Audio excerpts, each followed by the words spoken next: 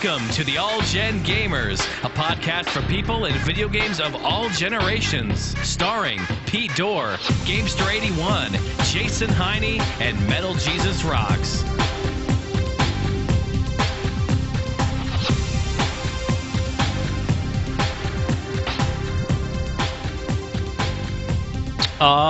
Yeah. Welcome to the All Gen Gamers, guys.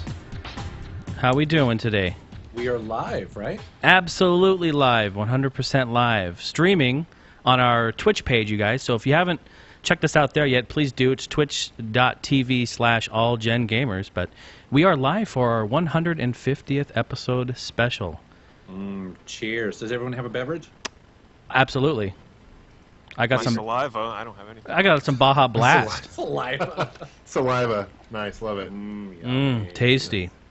I'm just happy to be here. I went through hell and back just to be able to get online. I'm here in California, and up until like an hour ago, I had no internet connection at my hotel. Oh, wow. So I'm like talking to the manager, and I'm threatening. I'm at the Holiday Inn, and I'm a platinum member at the Holiday Inn. So I stay here every week practically, different one every week anyway. And so I'm like, I need internet connection. So they hooked up like a special router in my room, so I get my own router. So hopefully. Oh my God. There won't be any glitches. I don't sound robotic, or I don't drop calls. Because, dude, last week was annoying, for sure. Yeah, that did suck. But listen to that dedication. Mr. Gamester81, he goes to the front desk and he's just like, give me a router or I'm walking. Or I'm walking. Yeah. Well, it's 150 episodes. I mean, who knew, right? Who knew we'd get here? Yeah, absolutely. That's crazy. I don't know. I haven't done the math, but what is it like?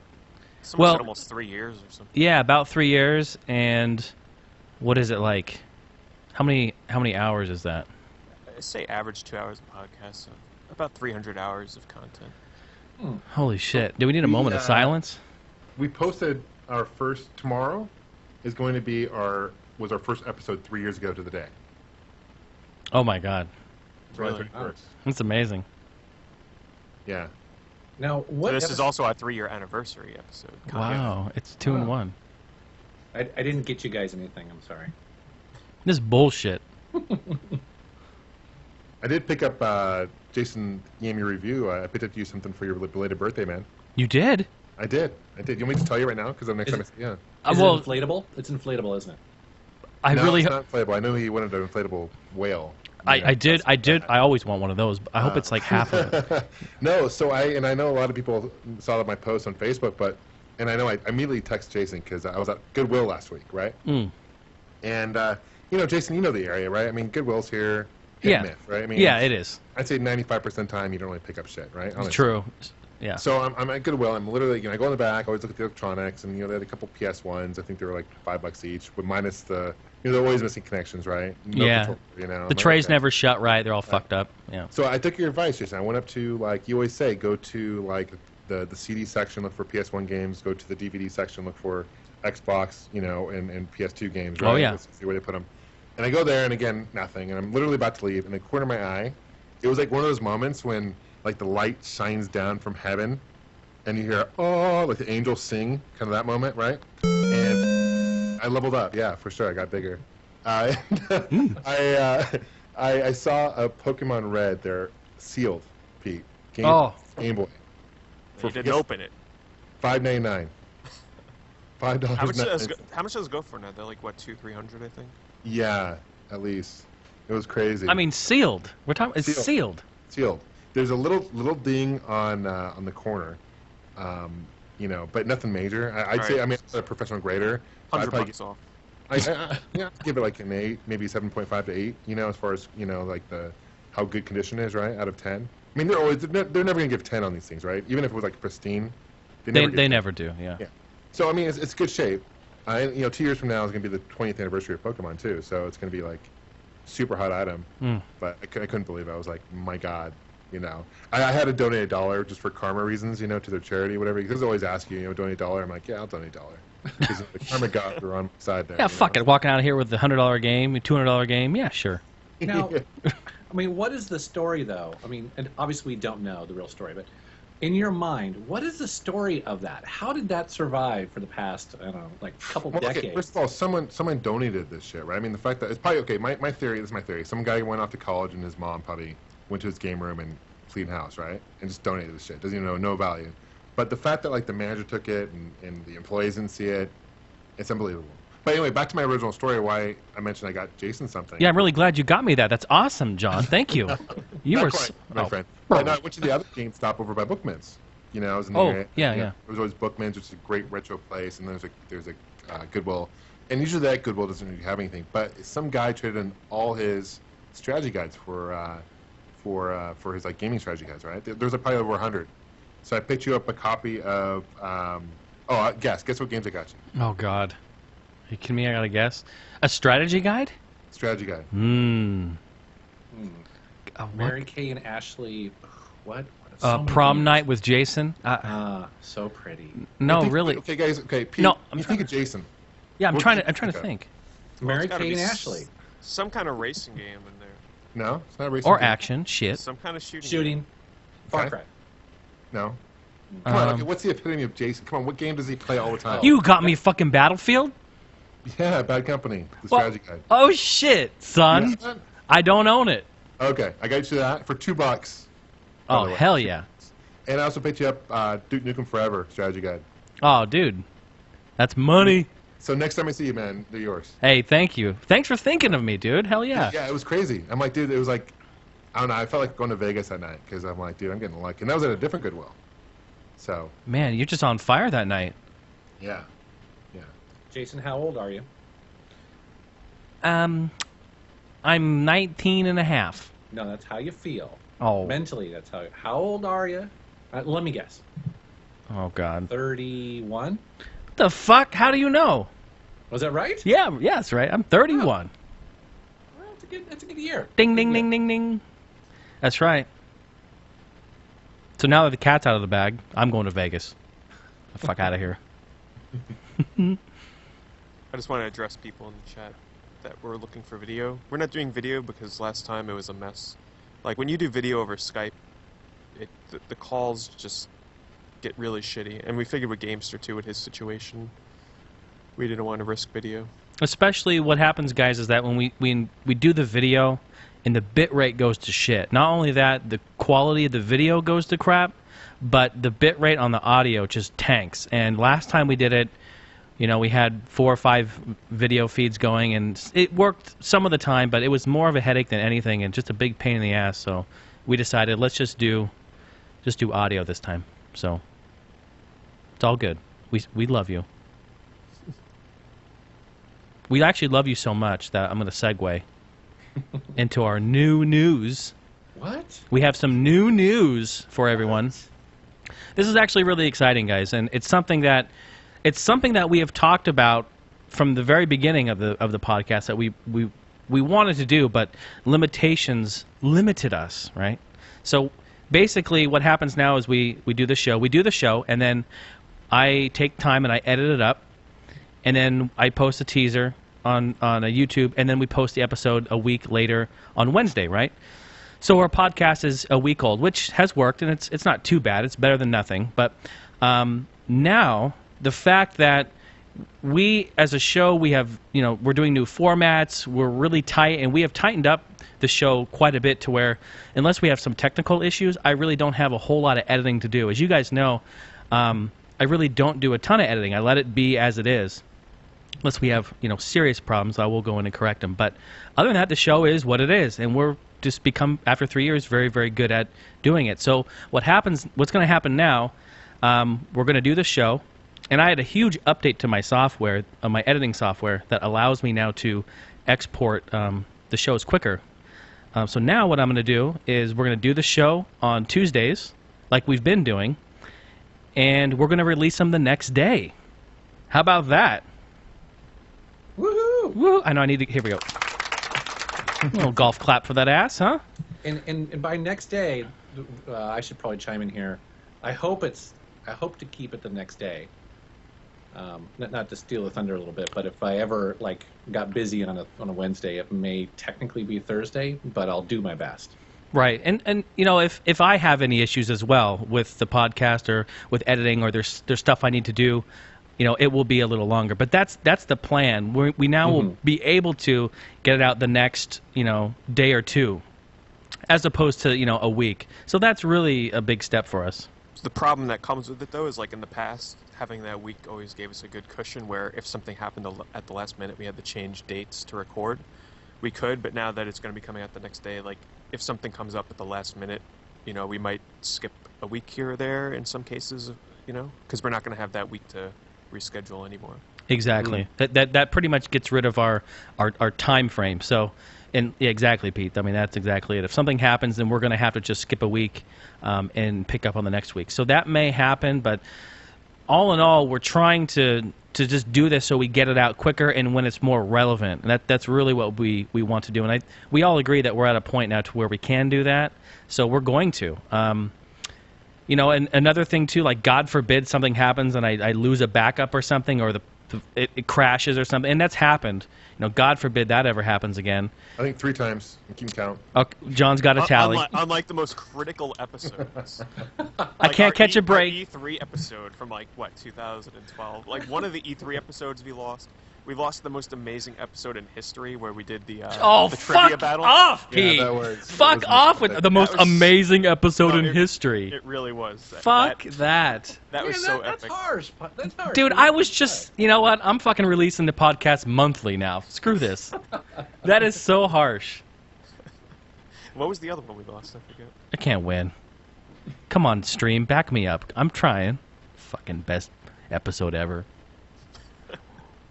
So, but that's the big news. So that's really exciting for us. We're happy to do it, and we're gonna rock with it. So, just wanna rock with you all night. So yeah, happy days. Let me get a big one in here for you. I feel like that's needed. So what's the plan for tonight? Our live episode. Well, I think we should definitely take some questions. I know, Jason, we're not currently set up to do live questions on the air, right? But I think if I'm not set up for live calls. But what I'm going to do right now, or one of us can do, Pete, can you go into our Facebook page and just post a 150 episode special Wales Quick Draw or something, and we'll do it right here live with everyone. If you guys want to do that, that'd be cool. Do it on Facebook too, because it lets us actually see the questions, because if you post it in chat, it's going to be gone in a split second. Oh, yeah, no, not in chat. Definitely on Facebook. Go post a thing there, and we'll...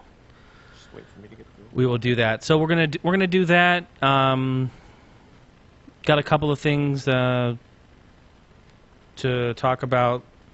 Other than that, we're just really excited. We're really happy to be here. Haven't done that in a while. Really big show. Yeah, really big show. You know, there was something interesting that happened to me this last week revolving somebody that we all know. I think you know who I'm referring to. Is this where you went on the urbandictionary.com or something like that? Yeah, actually. Isn't that where this started? This is where it started, yeah. It started when, actually, going a little bit further back, John sent, I think all of us, or me, a link to an Urban Dictionary entry. And there was a posting on there saying the All Gen Gamers whale. If you guys haven't been on Urban Dictionary, I suggest you go in there and just start clicking on shit. Because it is so funny. I'm going to put a link in the chat so people can... Go, yeah. Can't do a link, so it's going to erase. Oh, I don't know. Delete it. No, it won't do a link. Boom. Damn. So just go to urbandictionary.com, is it? Or is it .net? Yeah, Urban Dictionary, all one word. urbandictionary.com, and then just search for All Gen Gamers Whale. You'll find it. Yeah, All Gen Gamers Whale. And it had the write-up of the whale. It's amazing. The whale has made it on there. That's incredible. And then, my friends, just shortly after that, I'm sitting here daydreaming. I'm like, man, you know what? That whale. You know, I wonder what happened to that whale. Because have you guys heard from him at all? No. It's been a while. He was last time. I mean, he was in Star Wars, right? And he was like, joined Hollywood. He's doing some movies. Last time I heard, right? Yeah. living the big life. Yeah, well, I saw him down in Hawaii, actually, a couple times when I was down there for vacation. That's the last time I had correspondence with him. Yeah, it's been a long time. I just remember, like, yesterday, him swimming in my pool and, you know, hanging out and beach balls everywhere, and then all of a sudden he's gone. But then something happened last week, right after I saw that post. And I got a phone call. And you know me, I always got the mic on, so I recorded it. And this is exactly what happened. Oh, shit. I have a collect call from... Oh, shit. Accept this call. Please press 4. Fucking whale. Hello, whale? Oh, shit, man. Where the fuck have you been? Uh-huh. Oh, yeah, uh-huh. Yeah. No, we knew about that.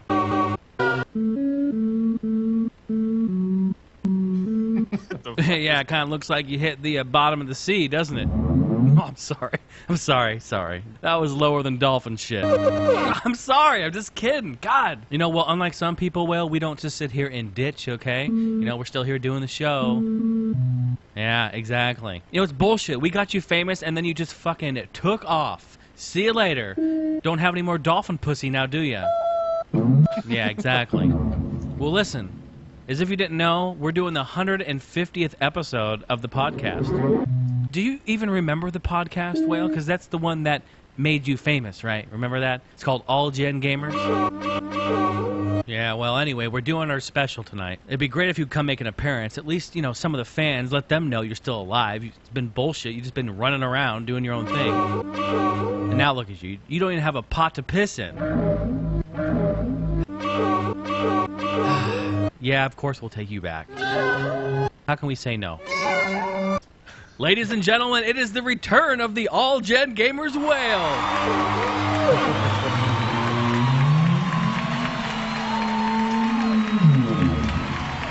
Jason, How about that?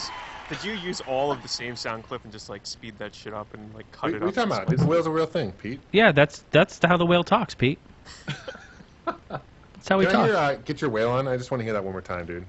Just for old time's sake. Do you have it queued up? You know what? I think that I do.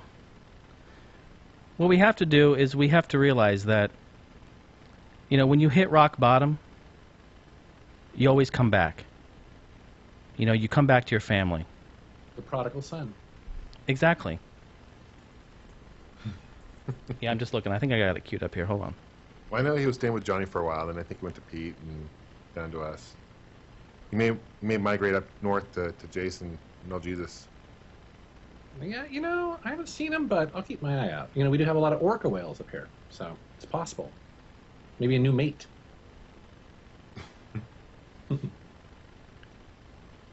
You know, someone tuning into this podcast for the very first time would be like, what the fuck is this? Yeah, who the fuck is this whale? What is this podcast about? It's about video games. God. Well, it's funny because since it's on Twitch and like, you know, you put a game that you're playing so that it shows up in the directory. Like I put down, we're playing The Last Guardian, so I just imagine all these people clicking on the link, like waiting to see The Last Guardian and hearing that. I want to play I'll just play just a little bit of it for old time's sake for you guys. Snippet. We're all going to drop down and get that whale on. How about it, huh? If it will play it from YouTube. Just another day. It's my old MacBook. I don't know. It doesn't like YouTube anymore.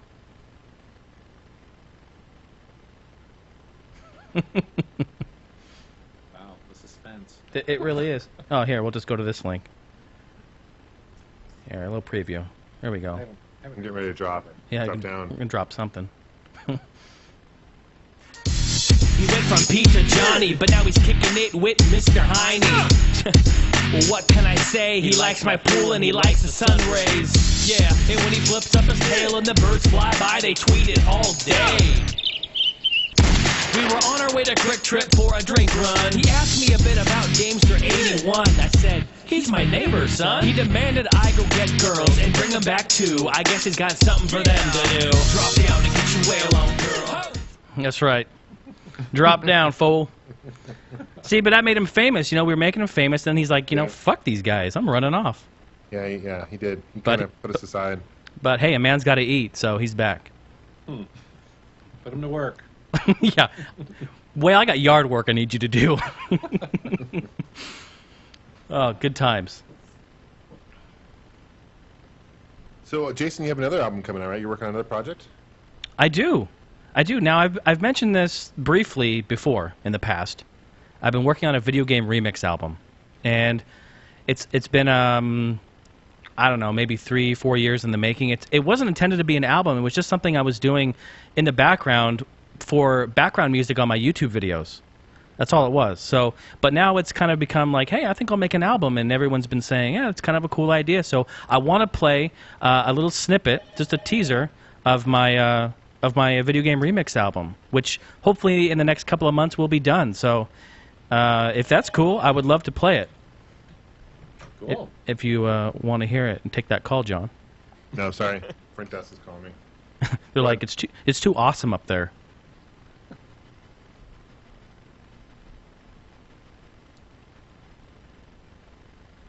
Hold on here.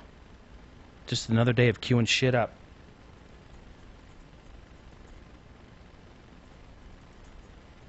And the question here is if you guys can name all the games. And it's a little game we're going to do. So everyone in chat, listen to it and see if you can name all the games that we have in here, okay?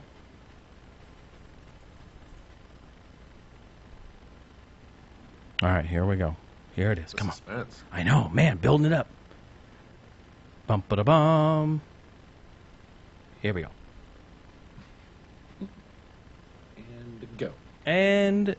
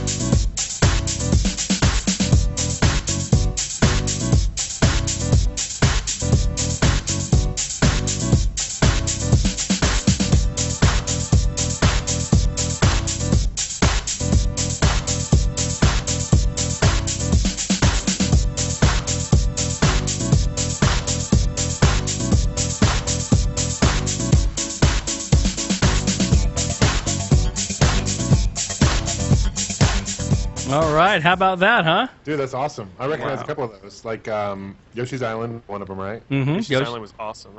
Yeah, And that Wii last Music one was the awesome. Wii Music, yeah, the tennis, right? Or Yeah, it's the Or tennis. Wii, Yeah. Yeah. Wii Music.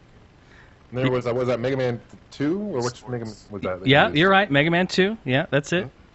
Flashman stage. What was that first one? The first one it's also on Wii. Yes, Steph posted it in the chat. I had no idea. Yeah, any That's other really guesses? out there. I think Oh, I know. someone guessed it. Magmax. No. Wait, is it really the Wii Weather Channel? It is the Wii Weather Channel. Wow. It absolutely is. So this has been like a total blast to do, and I love doing this. It's fun. It's music that I enjoy, and everyone enjoys. So what I'm doing is I got about 3 more songs I'm working on, and then I'll be done with it. And more news to follow, guys. If you're interested in this, follow me on my Facebook. I have a Jason Heine's music page. Just like me there. That's where I post updates. I also have a SoundCloud, which is where that is posted in its entirety right there. The teaser, you can listen to it. SoundCloud.com/Jason Heine. You can check me out there. But also, I have more exciting news. Like, I think that I'm going to do volumes because it's going over really well. People are liking it. So I think I may do like Volume 1, Volume 2 type things and take suggestions from people and just do remixes. So Nice. anyway, that's kind of the fun news on my end there. And I'm really Can I make a happy. request real quick? Yeah, what you got? DuckTales Moon Level. Oh, yeah. It's like the best NES song, I think, in my personal opinion. That is that's the level, right? Or is that when they're in the little? Can you just I'm sure if you YouTube it real quick, like the Moon stage DuckTales. Let me see if I can do that. It's like pulling teeth with my computer. I do remember the DuckTales. DuckTales, what Moon stage? Moon theme, yeah, Moon theme. Oh yeah, Moon theme. Let's see. See if it'll play it.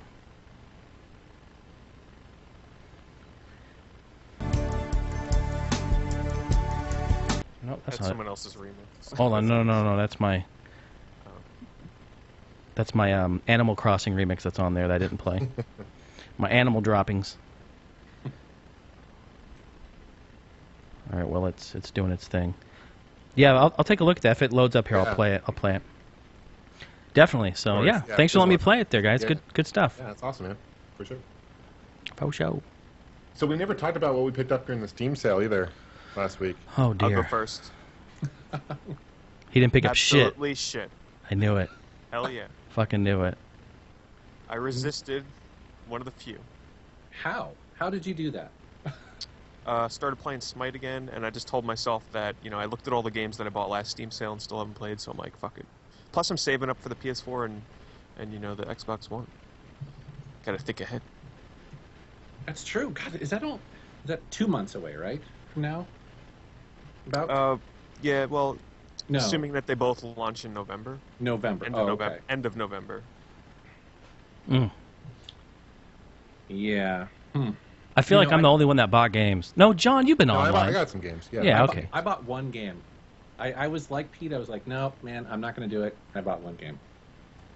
It was one of those things too where it's on your list and Steam sends you that email. It's like, hey, a game that's on your list is on sale. I'm like, $2.99.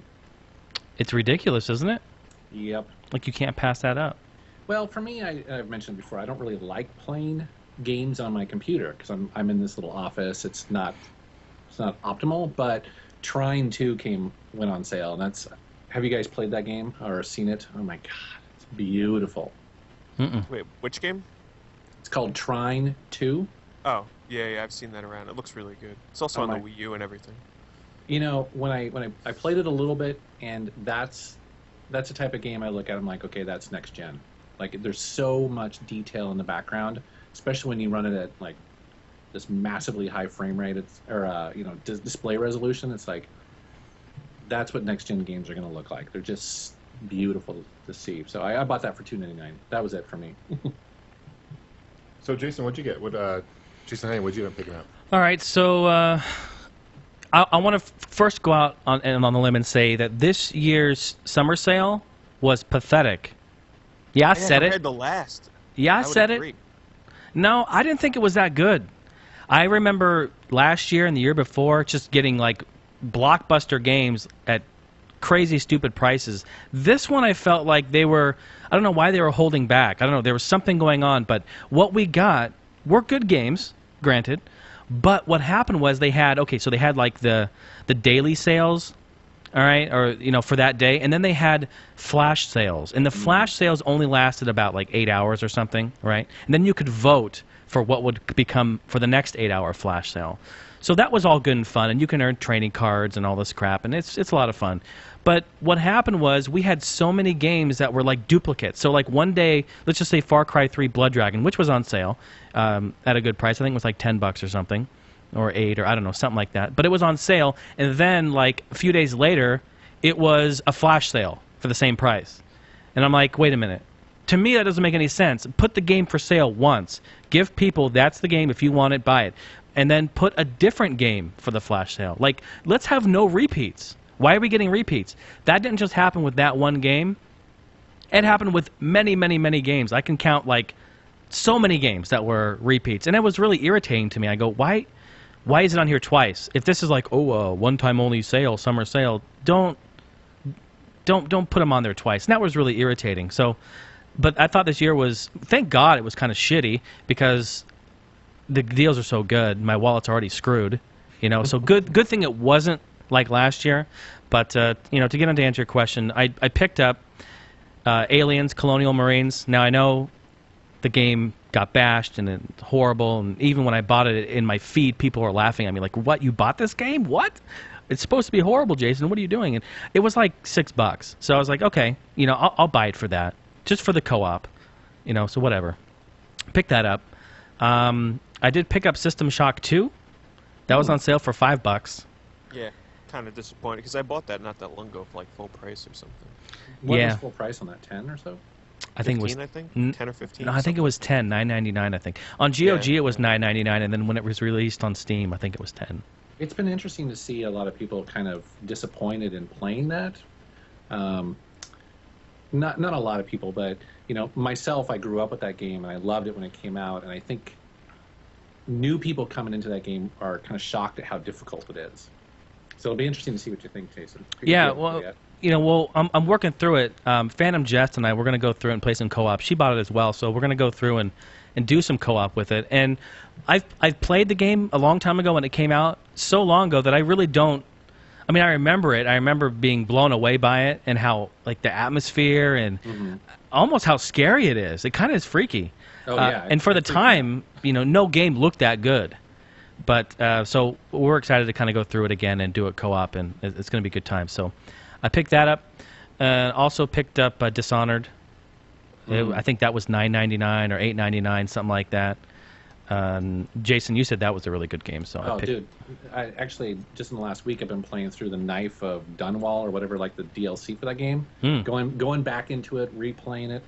I just love that game. It's so much fun. Mm-hmm. Yeah, and I've been watching some gameplay of it, and then I've been hearing what you're saying about it, and I think it's a game I'm really going to enjoy. So I picked that up. Again, it was like $8 or $9, and I think that was a full retail. I don't think it was a budget-priced game, was it? I don't think it was. That was a full retail game. Yeah, so I mean that just makes sense, So that was a good buy. I also picked up Trackmania Canyon. Now Trackmania they're fun games, but they're different than your typical racing game. So it's all about lap times and how quickly you can get through the maps and levels. Isn't it crazy tracks, right? It really is. Like, I mean, I know I say like jumps and twists and like, oh, well, we have lots of games that do that, but in like a modern setting, it's almost like a hybrid. Like this should be in F-Zero. What's it doing here? But it's in Trackmania and you're racing like Mustangs. So it's pretty cool. What were you going to say, John? Sorry. Oh, how much was that? I think it was 10. Okay. 9 or 10. I think it was a $30 or $40 game retail, I think. Oh, okay. Cool. So, but I picked that up. It looked good, and you can have like 32 racers at once or something crazy, 64. I don't know. It's nuts. But they have really cool physics, and like when you get next to a car, you don't bump them. It just like you go right through them, right? So they don't have any collision. which is nice, so that you can do the best. You can play co-op and with your friends and try to get the best time, but you don't have to worry about hitting other cars and that fucking up your times. So that really makes a kind of a neat element to it. What else did I get? I think the only other game I picked up was... Oh, no, I picked up Fuel. I got that. It was like $2. ATV racing game. And then I picked up Call of Juarez, the Gunslinger, which is really fun. There's not a whole lot of Western, Western-themed first-person shooters out there. I mean, there's some old-school ones, but... I played the demo of that, and I actually thought it was pretty cool. It's a great game. I'm maybe a couple hours into it, and I'm really enjoying it. The cool old Western guns and shotguns and six-shooters, and even just the narration and storytelling, it's really good. Great voice acting. It was a budget game, a budget title. I think it was like $20 or $29 new, so I think that was $8 or $9 too. So, yeah, really, really good game. So I picked that up, and that's all I picked up, thank God. I didn't go crazy and get a whole bunch of games like last year. So, hallelujah. John, what'd you pick up? I ended up picking quite a bit up, actually. I kind of went overboard, I think. No, you're new to the Steam world, dude. It's okay. Yeah, this is new to Steam. I am new to Steam. Yeah, so you got excuses. Absolutely. So I picked up Deus Ex, Human Revolution. Nice. I have not had an opportunity to play it yet, but I paid for less than $10 for it, I think. It was crazy. Mm-hmm. Fear series. So I got Fear 1, Fear 2, Fear 3. Oh, great games. All those games, yeah. Dude, Fear 2 is so awesome. I think I paid $15 or something. He's gonna scare the shit out of you. Yeah. Put your diapers on. Oh yeah. My diapers on. Got the Grand Theft Auto series as well. So got the Grand Theft Auto 3, 4, San Andreas, Vice City. Oh yeah, the pack. Those classics ones. The pack, yeah. And that was I think $20. Star Wars Dark Forces 2. And that was $5. So I couldn't pass up that. And XCOM Enemy Unknown, I paid $15 for it. So I know Pete, you played it. You speak highly of it, huh? Yeah, it's one of my favorite games from this generation. I really enjoyed playing through that. Hard as shit. Only play it when you play it, John. Don't play it on that bullshit. Your characters die, you can reload. Make sure you play that game so you can't save whenever you want. Play it on. I think they call it hardcore or something. Just play it on the hard. You can keep the difficulty on normal, but make sure it's on the game mode. I'm sure people in chat remember the name, where you basically when your characters die, they're gone for good. Yeah. I think you'll enjoy the game much more that way. I just also want to remind listeners, if you guys are interested in getting a PC, like I did, you can go to duckhousesystems.com and actually double your memory for free. Just put in the code AGG. So if you order a computer, it's 4 gigs, they'll put 8 gigs for free, double up for free. Just so you know, it's nice of them to do that. So. Yeah, hell yeah. Take advantage of that. Rams, where... And, I'm enjoying it, man. Good time to get into PC gaming, huh? Oh, isn't it great? Yeah. Ram's where it's at. I want a T-shirt made that just says that. Ram is where it's at with a fucking stick of DDR2 right on the front of it. I picked up Dark. Have you guys heard of this game? It just came out. It's a stealth game. It's a stealth game. I hate it. I heard it's not that good. I got terrible reviews. It looks kind of cool, though. So they take elements. I'm a couple hours into it, so I'll give it some time and play some more on it. But it takes elements of Batman, right? Because there's this, you can push this button, and it's X-ray vision, kind of like the Bat Vision, right? And you're basically a vampire in it.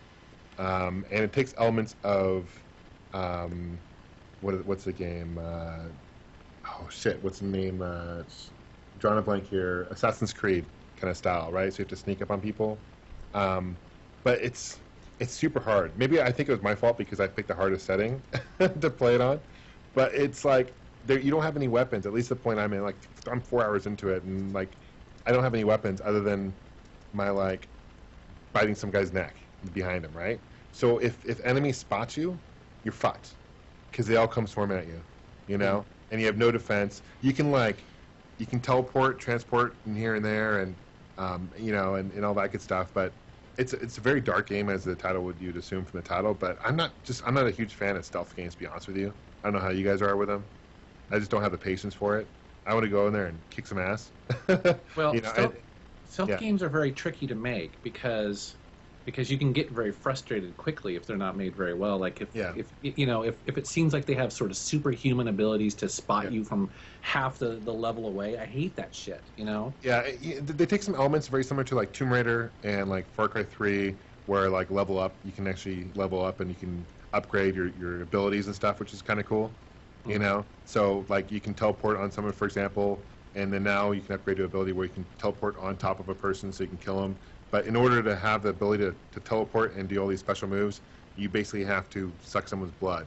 But in order to do that, it's hard. It's like near impossible to do that, you know. So I don't really recommend it, to be honest with you. If you do pick it up, if you like vampires, you're into the stealth games, maybe check it out for like, once it gets like $20, $15. But I'm not a huge fan of those types of games. Maybe that's just me, but it's like I got me yelling at the screen literally. I'm like, fuck. So I think I'm gonna have to restart and like, and play on an easier setting, because it's like at this point where I'm at, it's like impossible. Yeah. Is that it? That's not bad. Yeah, you got. As far as games go, yeah, that's it. That's all. That's not too bad. Yeah, you did good. I did it right. Yeah, I did it right. So I'm enjoying it though. I'm loving my new PC, dude. So it's cool. Like I didn't realize, and maybe it was just me being ignorant, but like I was playing Grand Theft Auto, the Liberties, from Liberty Cities, and like it's cool because you can log on to Microsoft and get like points onto your Xbox account, which is cool. Like you can unlock achievements. I had no idea you could do that through PC. Maybe I was just stupid, but yeah, no, cool. you can. Yeah, that's awesome. It's cool. Huh? Interesting. Yeah. Well, man, with those 5 Grand Theft Auto games, you've got hundreds and hundreds of hours right there. Are you guys excited for the new one? I am. Yes. Yeah, it looks great. It looks beautiful. Yeah, it does. And even the teaser trailers that that Rockstar officially is releasing about, the co-op play and how the online, this like vibrant, always on world is going to work. Very excited about it.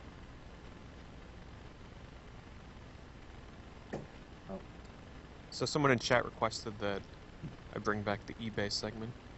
So I'm ready. Yeah. Oh Here we shit. go. Everybody remembers how this works. I say what the item is, you give me your estimate, whoever's closest without going over, without cheating. I like it. So here we go. First item. For the TurboGrafx 16 US edition. It's a game called Magical Chase. A very late release in the US, known as basically the rarest and most expensive, well, definitely the most expensive TurboGrafx 16 game in the US. A complete in-box copy does not come up often. So, what do you think the latest copy sold for on eBay? Complete in the box seems to be pretty mint. We'll start with Gamester. What was the name of the title? I missed it. Magical Chase for the TurboGrafx 16. Oh, $1,500. Oh Jesus. Don't forget, those TurboGrafx collectors are crazy. They love those cardboard there's the boxes. indicator, John. You're low. Wow.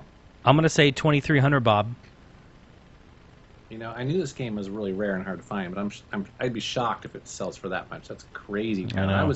I was gonna say 800, which seems like a lot to me, but I'm still going 800. I'm going. I think Pete's tricking us. Mm-hmm. Alright, so the selling price with 46 bids is Whoa. $5,766.60. Jesus. Get fucking real. Huh. So if anybody wants to go for a complete TurboGrafx collection, Have fun. Good luck with that. Yeah. Wow. Wow, that's nuts, dude. I mean, usually it's probably the case where it's like the hardest game to find if someone wants a complete collection. That's like the one game they need, Yeah. and they'll pay whatever they want for it. Yeah. It's like Jack Brothers for the Virtual Boy, or it's like the one game's hard to find. Wait, so I won that, right, Pete?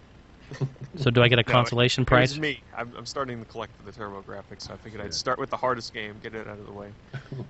But yeah, Spider-1A has, Chris has a complete collection, doesn't he? Pretty close to it? I know he has it, but I don't know if he has the cardboard box with it. I think he has it. Yeah, he has to. But I think he might only have the jewel case for it. I'm not sure. I know he's done a review on it. So, all right, next auction. This is for a complete collection of Nintendo Game & Watch handheld systems or games, all boxed with variations and other goodies. How many Complete? are there? Do you know? Complete. He doesn't say how many there are. I'm assuming people that are going to buy this probably know anyway, but John's you got a bunch of those, right, John? I do, not nearly. There's a lot of them that came out. I'm looking up here right now. I'm not even sure how many were released. I'm guessing probably 100 or so. Yeah. They're around for a while. So we'll start with Metal Jesus this time. I know so little about this. I know the Donkey Kong one goes for like 60 or 80 bucks, but that's loose. So, geez, if there's 100 of them. But I think that's one of the most expensive ones. You know, I'm gonna say, it's a total guess. I'm gonna say $1,000. That seems high to me, though. Jason. Wow. There's 100 of them, No, I mean, that's like around 60 actually. I'm looking at kind of 60? Okay. 60, yeah. and they're all based on the pictures, it seems like there's six, maybe a little more than. I don't know. Like he has, 60 sounds about right. 70, but he has variations. And you said that they're And some of them are complete super rare. in box. They're all complete in box. Oh shit! What did Metal Jesus say? How much? 1,000. 1,000. Oh, So, there's you- some that go for 1,000 just single. Yeah, I honestly was gonna say about 6,000. You know what? That's got to be low because I just did the math. That's only about $17 a piece. There's no way. So I'm really low. I'm gonna say 10,000. Okay, so the price was $21,030. Fucking A, sold. man. It's sold for buy it now. It's sold for Guy buy in it now. France. Yep. Man. 21,000. So any of you that want to get into collecting Game & Watches, you know, Yeah. Complete in box. Yeah, forget about Jason, that. EME, remember there's that place over by our place that has a couple, or had some anyway. The shithole. Yeah, they've got a few of them. Yeah. yeah, I've got It is a one. kind of a ghetto place. It is. but It is. I say that with love, and I Yeah. hope the people that run it listen to the show. I say it with love. yeah. I love the This place. is a good one. This should be fun because I think all of you will have a decent knowledge of what it might go for. Okay, so this is a complete, well, near complete because it's missing one game, which I'm pretty sure is. Let me just see. Yeah, it's missing the Clay Fighter game, Sculpture's Cut, which is known as like basically the rarest game in the US N64. So it has everything complete in box except for that game. This is a US collection. 295 games, plus the system, plus extras. What do you think a complete in-box N64 collection went for? We'll start with Jason. Heidi. Complete, huh? Except for that Clay Fighter game. And like box, manual, and everything, huh? Yep. What type of 64? Not that it matters. I don't think it's Just black. regular in the box with a couple of controllers. Well, if it was the Pokemon, shit. I'm gonna say. Oh my God! I'm gonna say. People were asking if it came with a DD disc drive. Did it come with a disc drive? No, it's just Yeah. just the N64. Yeah, I'm gonna say somewhere. I'm gonna go with 18,000. That seems pretty high, but I'm getting fucked this game. So This is hard because you know the most expensive N64 game is actually the International Superstar Soccer 2000 or whatever that is. And complete in box, that game you can usually get for about $150 to $200. Although if you do the math, so let's say $50 a piece. God, I think How much would shipping be alone? Shit. He has You know- shipping. It's free. Okay. I'm gonna guess $12,000, which would be a little over $50 a game. I'm gonna say way more than that. I'm gonna double it, probably to say 30,000. More than double it. 30,000. The selling price was $200,000. No, I'm just kidding. $4,850. How much? $4,000. 4,000? Almost 5,000. So that copy Oh, of Magical Chase sold for more than an entire collection on the N64. Damn. Well, man, I'd take that N64 collection in a heartbeat. yeah, I would $4 too. grand sounds pretty good. I would too. Yeah. Wow, that's great. That's a steal with free shipping. Troll-o-lold. Free shipping. Damn. See, I love collecting for the N64 is fun because honestly, most of the games are not that hard to find complete in the Yeah. box, even on eBay. A lot of people kept the boxes for N64. I found the same thing with Genesis games. Mhm. You know, you can get them really cheap. And speaking of Genesis games, one of the games I picked up during my day of luck there was, and I called Metal Jesus right away. I'm like, dude, have you heard this game? And I it think was, what's that? I think I know what the deal is with that. Did you find out? I think so. And let me know if we know the Okay. same thing. I'm going to tell you. But it's Terminator 2, the arcade game for the Genesis. But the thing that kind of caught my eye was it came in a cardboard box, not like a clamshell plastic case box that you usually see in Genesis games. So, and it had a Minister logo on it. So my theory is it was a pack-in for the Menacer gun. Yes, I think that's right. That there was a version of the Menacer that came with that game, and so that's probably what you have, which is probably kind of unusual. Yeah, and the Menacer, for those who don't know, it's basically Sega's version and answer to the what's a Super Scope 6, right? The Super Nintendo. So it looks almost very similar to Super Scope, actually. But yeah, it's the Menacer. So kind of, I paid like $10 for it, $5. The Menacer. But anyway, yeah. So I mean, Genesis. My point is, Genesis games are pretty cheap to collect for, outside of a few games. But well, there were so many printed, right? Especially compared to like the TurboGrafx or other systems like the Virtual Boy. I mean, the vast majority of Nintendo games, there's at least 100,000 copies out there just in North America, I would think, of each game, and some of them would probably be more, right? Right. I mean, it stems from the fact too that most Genesis games came in the hard clamshell cases. So complete in box copies. There's a lot more floating around. Like Super Nintendo is super easy to collect for if you want the cart only, unless you're going for games like what is it?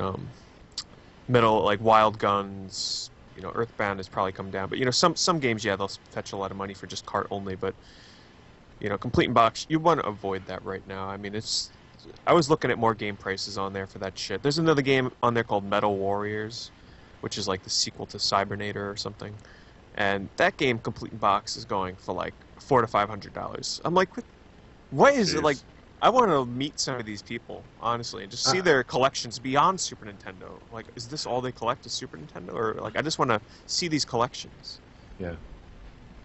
Back to the N64, the thing that annoys me about collecting for the N64, especially loose carts, are that there's no top label on the cartridge, which is really annoying. And I know a lot of people will put like type in their own through like a labeling gun or whatever. But I did that when I was younger. I printed out paper and I taped it on. Kind of regret it now because now it's not the easiest thing to get off.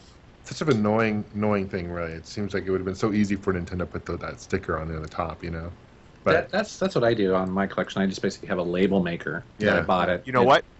And it's cheap. That's the answer. That's why there's so many N64 boxes, because people were so pissed. They're like, fuck it. I got to keep this box now so I know what game it is. Because they're too lazy to pull them out. That's true. I put all mine in rental cases with cover art. Yeah, what's the website you go to, Jason, to do that? There's a website you can go to. Yeah, thecoverproject.net. Yeah. And they have all the box art. It's all fan-made, fan-supported. People with Photoshop skills go in there and create labels. And they scan them off the box. And if there's any like cracks or issues with the scan, they go in and correct them and put on the Nintendo Seal label if it's all like faded or messed up. They just clean it up and make it look really nice. So you can print them and then get some rental cases if you can find them and do that. That's what I've done for mine. It looks good. It does. Yeah, I like the way your collection looks with all those boxes. What systems do you do it for besides the N64? You do it for like Game Boy Advance too, right? I do. I've done it all for my Game Boy Advance collection, about half of my NES collection, all of my Super Nintendo, and all of my 64 collection. But now, what box do you use for your Game Boy games, your Game Boy Advance? So when I went to Nintendo's website, this is maybe about 3 years ago now, 2.5, 3 years ago, and at the time they were selling DS cases, the old ones, and if you remember, the old DS cases had a Game Boy Advance slot on the top. So I bought like 50, 60 of them, just bulked up on them, and I put all my Game Boy Advance games in there, and then I make my label, my Game Boy Advance label, and it fits in the DS case just nicely. Unfortunately, at this point, Nintendo doesn't sell them anymore on their site. So you're kind of left to either Amazon, eBay, somewhere, and try to find... I wanted the official ones. I didn't want the third-party, cheapy cases. I wanted the real ones. So, but, you can find them, just not in that kind of bulk, I don't think. But, yeah, it's good. I have a lot of people in the chat have been asking for a Gaming Piece Theater. It's been a while since I've done one. I have a Gaming Piece Theater. And guys, I encourage you guys to go to our forums. You can go to our website, allgengamers.com. Click on that, or you can go to our forums. And there should be a thread there. And if you guys want to know information about a system, an accessory, let me know. And I'd be happy to talk about it. But this one is a system. Let's see if you can guess it. it was one of the very first 32-bit CD consoles to come out. Can you guys guess? It came out in 1993, September 1993. It was hugely successful. If you're in Europe, you probably know about the system. If you are in the U.S., you probably have never heard of the system. What is it? The Amiga CD32? Correct, Pete. You're a winner. Winner. Boom. Winner, chicken dinner.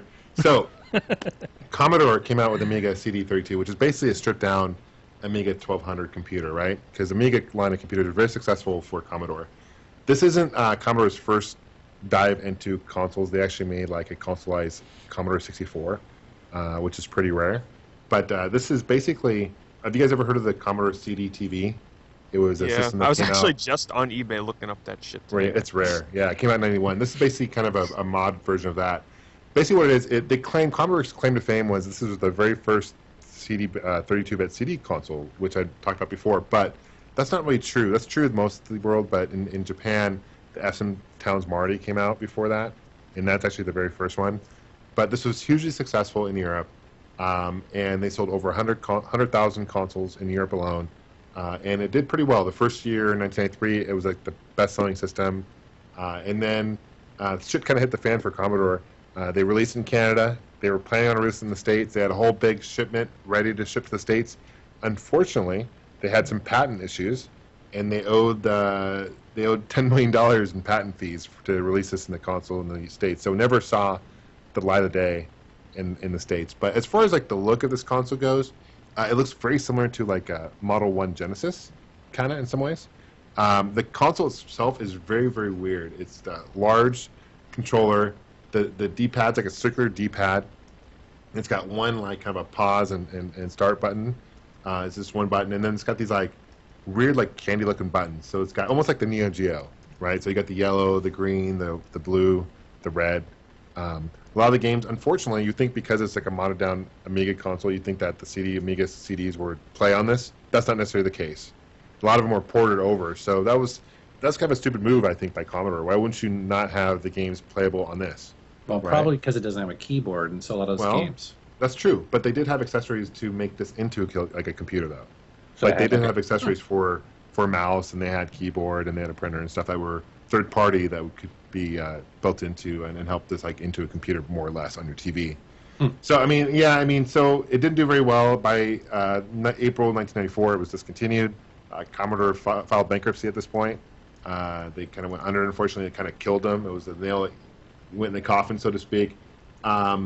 But what's interesting is there is a kind of a thing you can do when you're booting up if you have a mouse for the Amiga mouse. I do. Yeah, now explain this again, because here's... Okay. I don't remember if you remember, I bought one of these a while back, complete in box, but I had I did a lot of research because, it's a European system, so I read that if you hook it up, it'll be black and white. So I bought a Commodore, like a Commodore monitor, especially for the CD32, Okay. and it worked fine. Like, it was in color, but then that monitor broke. So now, like, I don't know if I can hook it up to an American TV, or can I? You need a down charge, or you got to change the voltage. You do all that. Oh, God. Huh? No, probably not. Okay, because you probably fried it.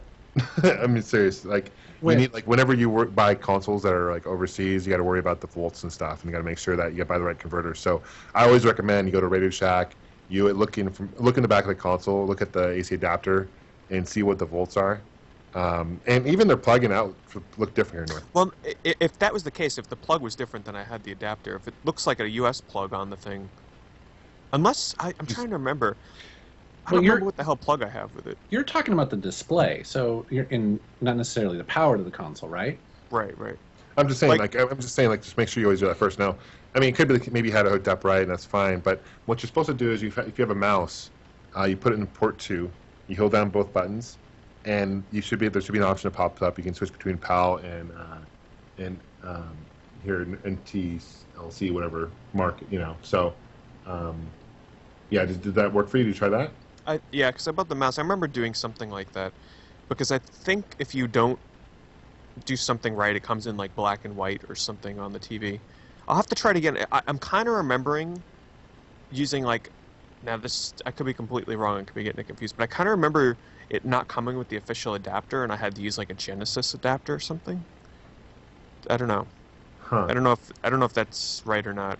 I'm gonna open that thing up tonight and see what. Check it out. It's yeah. So it's, to clarify, it was PAL and NTSC. I couldn't remember that before, but NTSC is which is what we have here, the version we have in North America. So it did come out in Canada. So if you are in the States and you want to pick up an Amiga CD32, it's best to pick up one that's from Canada because that will play no problems. All right, so maybe I should just get rid of mine and pick up one that's from Canada. Yeah, but you're wondering what happened to all the ones that were overseas that never got shipped to the States. You wonder what happened to those? A couple interesting things happened. A Italian company in 1995 named CD Express. They actually built an arcade cabinet and they used the motherboards of these consoles as a basis of the system, their games. 9 games were released in the arcade for that. And in Canada, like some of the license registration places actually used the menus, BIOS, and all the screen to actually use for registering licenses and stuff, which is kind of funny. There's Sullivan Learning Centers in the States between 94 and 97 actually used these as kind of a Wall Street Institute learning. It was like more of like a learning program they use it for, which is kind of funny. So, I mean, they use it for other things. So it is a collectible. It's hard to find, I'll be honest with you. But there's some good games for it. It's graphically it looks very similar to like maybe what you see like maybe a little bit better than the Sega. Well, it's better than Sega CD because it's 32-bit. So it's kind of a dumbed down 3DO. Would be like the best way to explain it. Yeah. So it's cool though. That's it. Game and Peace Theater on the Amiga CD32. Nice. That's cool. I didn't know that. Yeah. Good stuff. Yeah, I want to hook mine up again. Because I was buying quite a few games for it, and then just the monitor shit it out, and I'm like, well, not buying another one of those anytime soon. So I'll try it again. I misplaced, like when I moved, I misplaced my power adapter, and I'm trying to find it because I think it's like one of those brick power adapters, that you have to almost like a old school PC. Yeah, you know what? I think you're right. I think I do have that. And that's what you need. Well, but also the monitor would have to be PAL, though, right? So, because North America has a different frame rate for our televisions, so that's true, Pete. That's true. Maybe that's why you're not seeing it. And that's why it would be in black and white, probably because I suspect PAL. See, that's why I had to buy the monitor. Yeah. Right. So PAL is probably either a full 30 frames a second or 60 frames a second. I forget what it is, but it's the reason why, like a lot of their BBC shows look kind of videotapey to us. They have that sort of live film quality to it. It's because they actually run their televisions at a higher frame rate than we do. And so your console. Why are there two different? I don't understand why there's two different regions. I mean, why don't we just universal? Just say. That's because.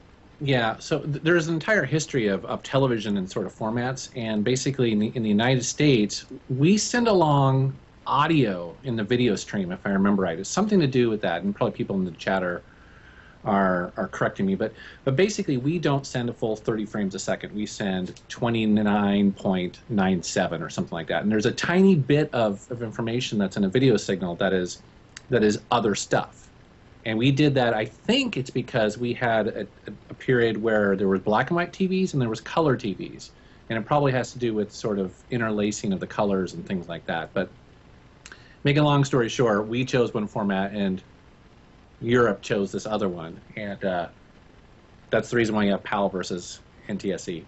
So in other words, even if I do the thing with the mouse and set it to NTSC on the CD32, it's still going to show up in black and white, I guess? I'll try it. It's worth a shot. Yeah. I mean, maybe they included the ability to do that for other markets, but that's the reason why you sort of run into those kind of confusing formats, and we still do it. Japan is NTSC as well, right? NTSC as well. Japan is on the ones we're on. Right. Yeah. And it's because probably back in the 50s, our television shows were over there. It was my guess. Huh. Because we helped sort of rebuild them after World War II. Since we, Mm-hmm. Yeah. That's interesting. Yeah, I mean, someone posted here in the comments, different regions equal more money for companies, which is probably true, right? I mean, that's like... Yeah. That's why I love the Game Boy, because it's region free. Mm-hmm. Like, I don't know. Yeah, I is that flying anymore though? Because like these new consoles that come out, there are the PlayStation 4, they advertised in the big E3 announcement that it's region free. So I don't know what they gain by locking that down anymore. If anything, it's like it especially with the internet, it's like let's just let us buy our games wherever we want them and play whatever we want. You know what I mean? So we don't have to buy a Japanese Xbox or a PlayStation 4 to play those games. So hopefully that sort of trend is going away. That's my hope, but we'll see. So hey, I got a little guess that game from a fan. Awesome. Should we? You guys want to do it? Let's do it.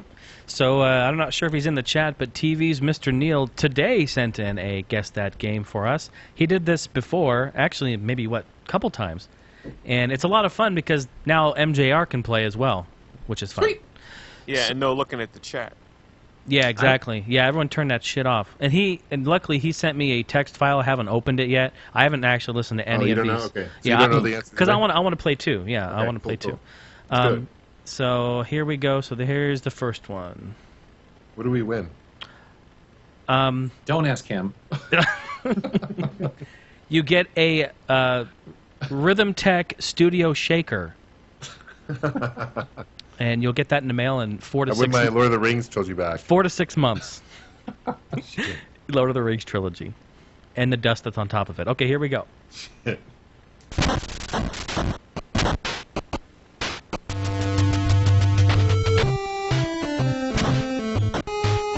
And yes, something.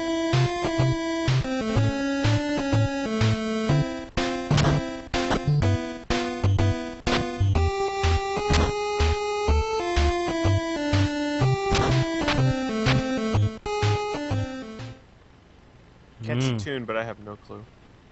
Damn, I know it somewhere.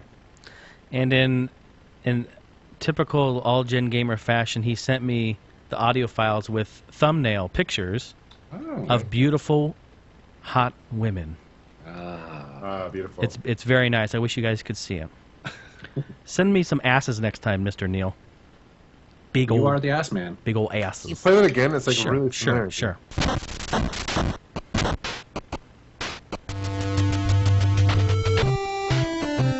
want to say it's an Adventure Island.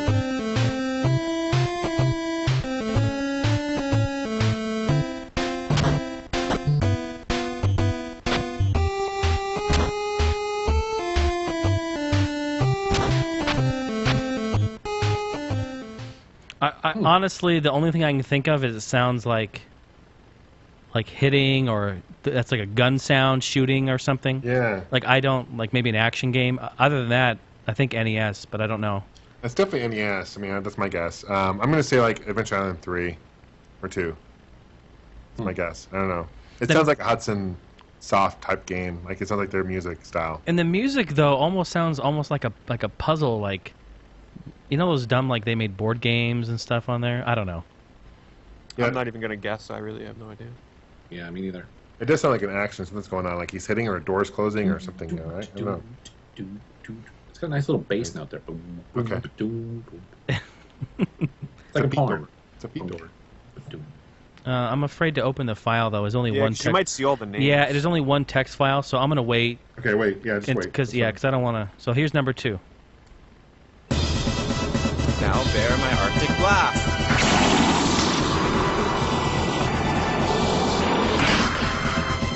I think I know this. Play that one more time for me. Now bear my Arctic blast. Maybe not.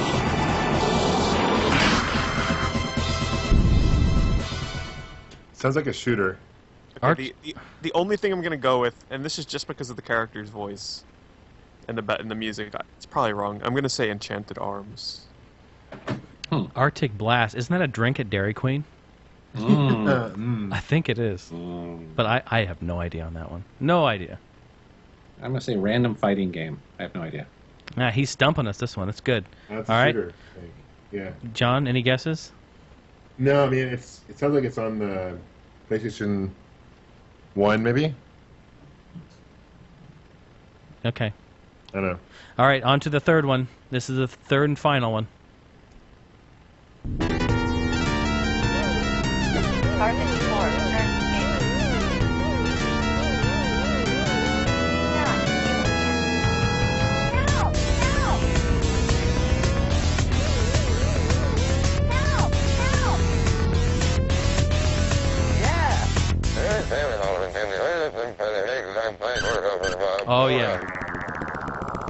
What the The hell? arcade. It's arcade. I totally know Wow. this one. Played it a Is that- lot. Is that Chase HQ or something like that?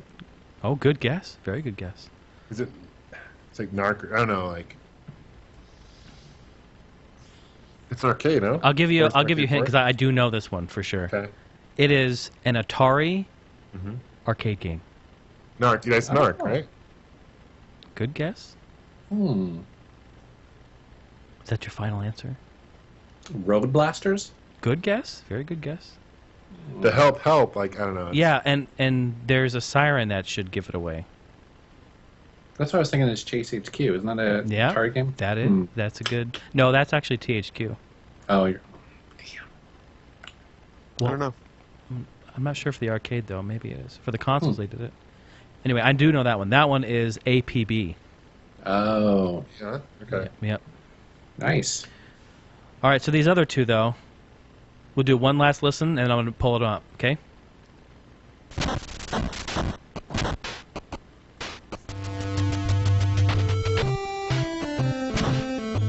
That was the first one, right? Yeah, that's the first one. Dude, that's Call of Duty. Call of Duty. Call of Duty. Duty. All Black right. Ops 2. And here's the second one. Now bear my Arctic blast.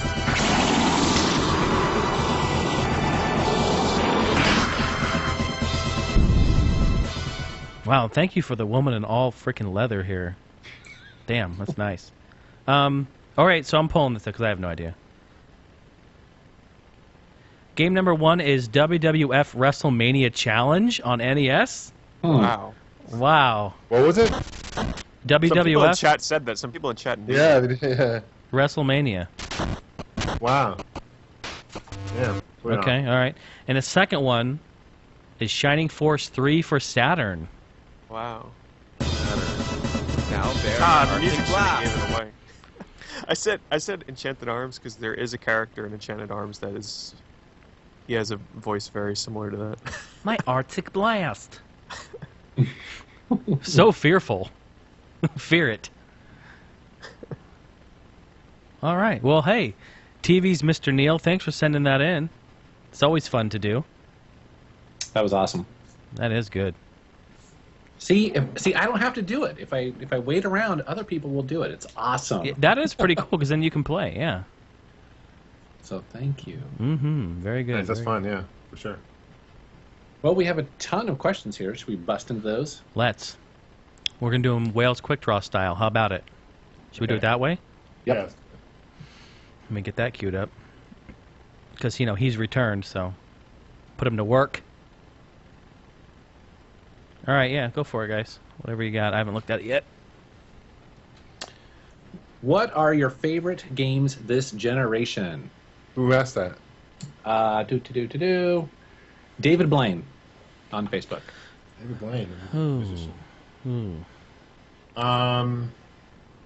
Favorite games this generation? Yep.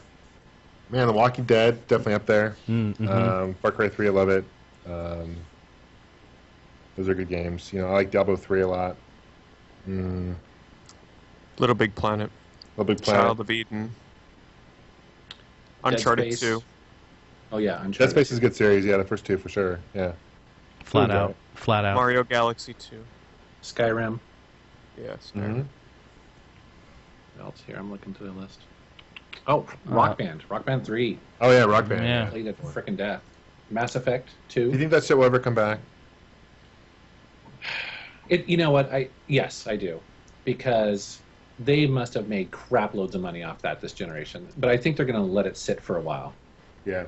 You know, 'Cause They stopped doing the whole Rock Band Blitz, right? They yeah, stopped- yeah. and they're actually working on another game. Like it's totally different for next gen too. It's like Fantasia. It's like Disney's Fantasia, but it's going to be music and rhythm based or something. So they've kind of moved on, but I'm hoping that they'll come back. A lot of good Journey. fighters too. Yeah, a lot of good fighters, right? Like Street Fighter 4. I like in Injustice. It's a good game. Mortal Kombat. There's some good. You know, it's good to see that genre coming back. Blaze Blue. Hell yeah. Journey and Flower. Yeah, Arkham City, Arkham Asylum, yeah, Batman, absolutely. Mirror's Edge. A lot of good shooters on the Xbox 360, like all those Death Smiles, those cave shooters and stuff. Really shown. It was awesome. Demon Souls and Dark Souls. Yeah, What Fallout about the Wii? series. We say Dead Space. Dead Space is pretty good. Mm-hmm. I almost got that series on Steam, dude. That Trilogy right there, I almost picked it up. I didn't, though. There's great shooters though too, guys. You know, like Left 4 Dead. I guess we can consider that part in this. Mm-hmm. Dead Island, one of my favorite co-op games there. Yeah. That's a hidden gem from 2011. Mm-hmm. How's the new one, the Riptide? Is it good? I haven't got it yet. It was on sale for $20. It was still a little steep for me. I want to wait for it to come down. I don't want to pay more than 10. So. Yeah. I got to mention Battlefield. Fuck off, everybody. Final Fantasy 13. Oh, no. Mm. Really? Yeah. Wait, is that the single player one? Is that the one very linear one? 13, yeah. God, I hated that game. Okay. So do I need to put more time into it, is what you're saying? Because I left that game after about like 5 or 7 hours. I hated it. The problem with that game is like it really changes like at the halfway point, but by then most people already gave up. If you don't like the characters and the story and the battle system, then like you're just gonna hate the game. So unless one of those things is driving you, luckily I liked all three, so I was really driven. I love that game. Are you going to pick up Lightning Returns or whatever that is? No, because I didn't like 13 too. So Here's a game I want a sequel for. I'm begging for a sequel. Heavy Rain 2. I forgot about Heavier Rain. That'd be awesome. No, seriously, like a sequel would be awesome. I freaking love that game. Thunderstorm. Yeah. Mario Kart 7. Don't forget Mario Kart 7. Did we say Oh, Borderlands? fun time on that. Borderlands is good, right? Mm-hmm. Mention that. A Train Odyssey Hey, series. Pete, what do you think about the new Mirror's Edge? I'm excited for it. I mean, Yeah. it's basically a reboot of the first one, so it's giving Okay. them a chance, I guess, to retry the first game over. I'm just worried that they're going to introduce like a lot of gunplay into it, but based on the trailer, it looks pretty true to Yeah. its first-person platforming roots, which is what I loved about that game. It's what that game is. It's not a shooter. It's a first-person platformer. Yeah. Good luck question. Nice. Killed it. Put it to rest. 6 feet under. Just reading some questions here. Ah, there's a lot of them. Okay, this is from Jesse Phillips. He asks, wanting to know, when you see a game in the wild that you have never ever heard of before for a system you collect for, do you automatically buy it without research? God, this kills me. If the price is Depends on price. Yeah, I'll exactly. tell you what, having a smartphone or an iPad is a lifesaver in this regard right here. You know what I mean? Yeah, it's true. Well, And I know especially for you, Metal Jesus, because you do all your game buying in the wild. he does, Yes. and I'll say this about Metal Jesus too, because we went hunting a couple weeks ago. He brings his iPad with him. He's very smart. He brings his iPad with him, and he'll like go online in the store and research pricing. Yeah. He's like my phone a friend. Like I called him a couple weeks ago, like a week ago. I'm like, Jason, what's the price of this game? Real quick, look it up. You know. So it's funny. He definitely does his research for sure.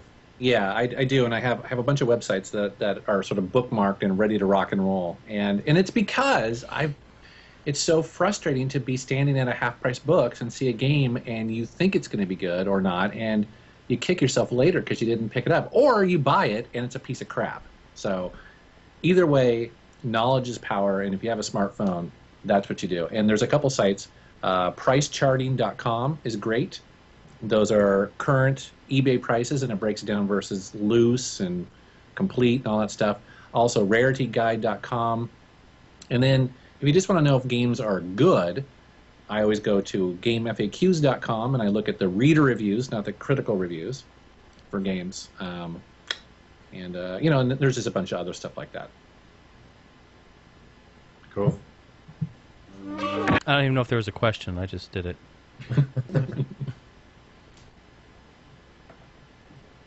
And people that are wondering, I mean, not that we need more questions because we already have plenty, but we're reading these questions from our Facebook post. So that's where you can go. There's a post on our Facebook page. Not in the chat because we won't ever get a chance to read it in there.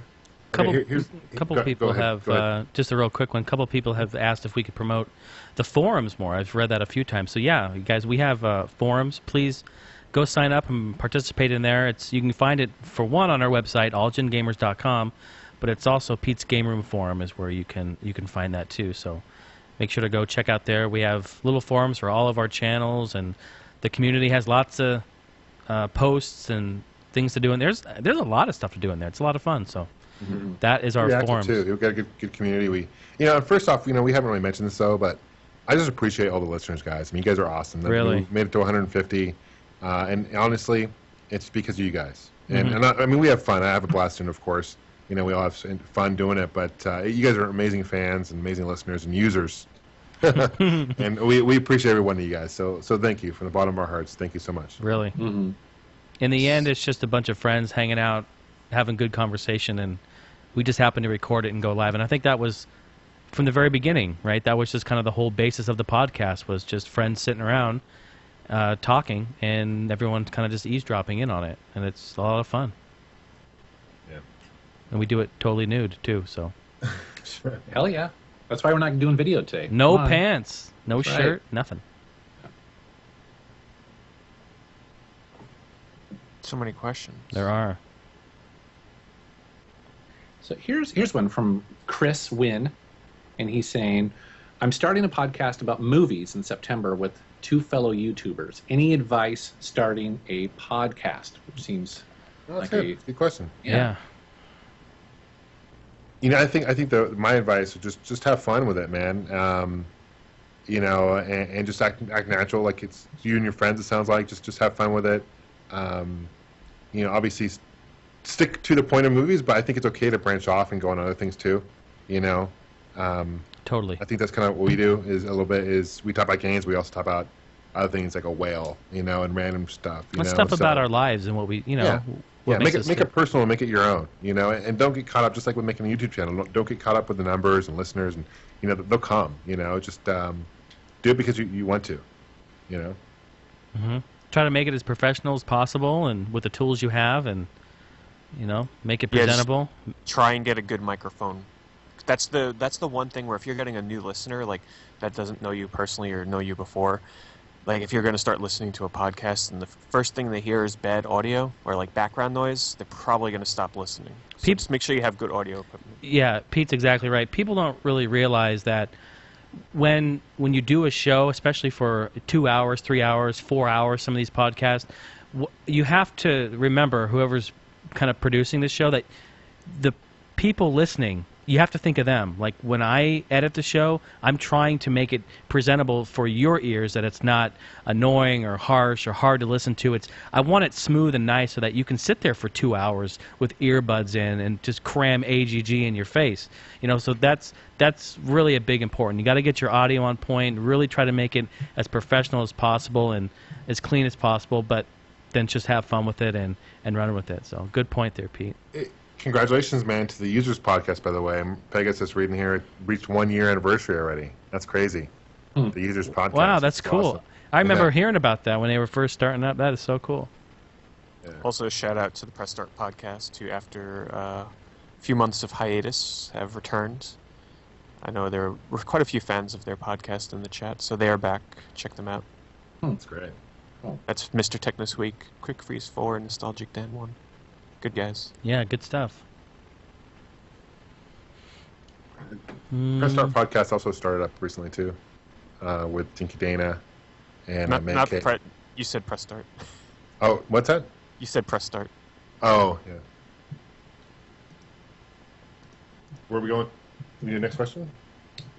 There's a bunch from here. I have a question. This is, I mean, I can keep reading these guys if you want to jump in.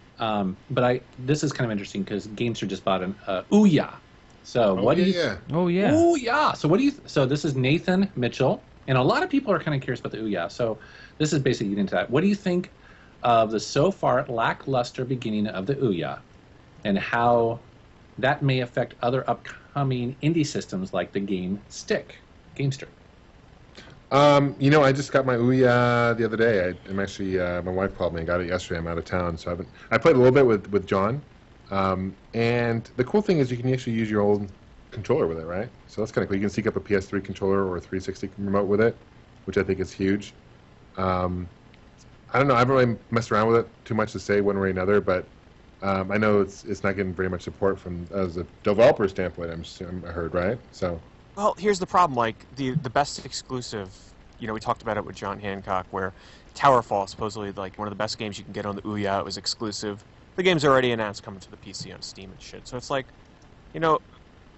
why would you buy an Ouya and buy these games on there unless you want to buy them, play them on your TV and whatnot? When all these games are eventually just going to come on Steam with probably better support, better updates, better, even online communities, So I think most people that are buying Ouya are just buying it for the emulation. Yeah. Because that's what they really built was one of the biggest features when they had that Kickstarter. They're like, yeah, emulation. And now I think most of those people pre-ordered and bought one, and the community of people out there that are willing to buy actual games on the Ouya is very low. John, do you see yourself bringing that on the road with you? I could. I mean, it's very small. I mean, it's not pocket sized, but by all means, but it's small. So certainly it could be if it's something I want to bring with me. Yeah. Do you typically game whenever you're on the road? I do. I have. I play my PlayStation. PSP. I have the Vita. I love playing my Vita a lot. That's probably the one I play the most. I got the 3DS as well. But now with my gaming laptop PC, I'm actually bringing that on the road now. So that's one of the reasons I want to get a laptop, so I'm able to bring that on the road and play games. Mm-hmm. So, and of course my infamous Pandora. Oh, yeah. Okay, Yeah. so we need to talk about that for a second because when John came over to Seattle and hung out, he whipped out the Pandora, showed me, and he actually does have it. He wasn't lying. Well, this is after I whipped out something else, right? Well, yeah, and I got all scared, but no, he. I gotta admit, like you loaded up some Virtual Boy emulators, and we put on those little cheesy like 50s 3D glasses. Yeah. I was blown away, man. That was awesome. Yeah, we were playing. It's a game. It's Space Invaders for the Virtual Boy, which is like one of the hardest games to find, right? Because it only came out in Japan, but it's a really good game. And it looks amazing, Yeah, it does. Yeah, it does emulate pretty well. And also, you were showing me emulation of the PlayStation 1, which again was just like, wow, it does it really We were playing. You guys, I think I remember bringing this up a little earlier on the podcast, another episode, but it's called Pepsi Man. Remember that game? Pepsi Man. Oh, It's on the PlayStation 1. It's basically came out in Japan as a promo for Pepsi, and it's like a real kind of runner game. It's actually pretty fun, and the music's kind of cheesy. But the interesting thing is like the cutscenes are all done in English and like filmed in like it looks like the U.S. But the game never came out, and it's like dubbed in Japanese. The game is almost like Temple Run if you've ever played that on like a phone. It's very simple, similar to Temple Run. Yeah, It's cool. So I showed him that, and then Herc's Adventure I have on that, and Final Fantasy VII on the Pandora. Gran And then Turismo. we messed around with some N64 emulation, and it's not great. Some games are good, like Mario 64 is pretty decent on it, but other games are very like laggy. Like it was kind of laggy. But I mean, for what it is, I waited 30 years for it, so shit, yeah. So I bring totally that worth up. it. Yeah. No, I was impressed with it. I thought, it was better. I thought it was going to be a piece of crap, but it wasn't. It was just, it's just kind of funky. That's the thing. Pepsi Man. Yeah. Although, man, I'd love to have a copy of that game, like a physical copy. That was pretty It's super expensive. It's like thousands. I'm sure. Huh. I'm sure people look it up and find out. What, Pepsi Man? Yeah. fun. Pepsi Man. Surprised I didn't see that when I was in Japan. Well, it came out for the PS1. Yeah, I mean, I was scouring through PS1 games. Well, it's super rare. That's probably why you haven't seen it. Mike Delgato writes, "What is the oddest peripheral you've ever collected or wanted to add to your collection?" The one that really stands out to me, there's quite a few out there, but the one that stands out to me is that that head shooter from I don't know who made it. Did Konami make it? Someone made it, where it's like a fucking headphones with a laser eye sight, and with a microphone, and you just yell fire, fire, and you use it for shooting games, and it's absurd. Plugs into both ports on the NES, and you can't do anything else with it. You just play Duck Hunt and pray to God it works, and you aim with a little red eye dot thing. It's screwed up, but sure enough, have it in my fucking collection. You guys know what I'm talking about, right? You've seen that thing. Yeah. Mm-hmm. Yeah. The Res vibrator is pretty weird. I have the Victor Max Stuntmaster it was a device for the Super Nintendo, Genesis, and other, I think, PC as well. But you basically, it's this head piece that you put on and you wear, and it's supposed to be like a virtual reality. Like the monitor looks like a Game Gear monitor. It's pretty poor quality, and there's a stick on the back where it like hits your shoulder when you turn, supposedly, so you know it's supposed to, when you move your head, you're supposed to move in the game. It's terrible. It doesn't work, but it's an interesting accessory for sure. I've got this controller for the N64 that's sort of like limited edition with some kind of like brownish, dark orangey sort of coloring going on inside of it. Never seen one before, so it must be unique to my collection. And just to confirm here, I got a PM on Steam from Barry who says that the Pepsi Man sealed sells for $1,500 in the UK. No. Oh, in the UK. UK. Sure. I was going to say, because in Japan it seems like a $60 game on eBay. So that means in Japan itself it's probably like a $30 game. Because I'm seeing that prices tend to double on eBay for Japanese games. That's crazy. But it doesn't seem that common, like you said.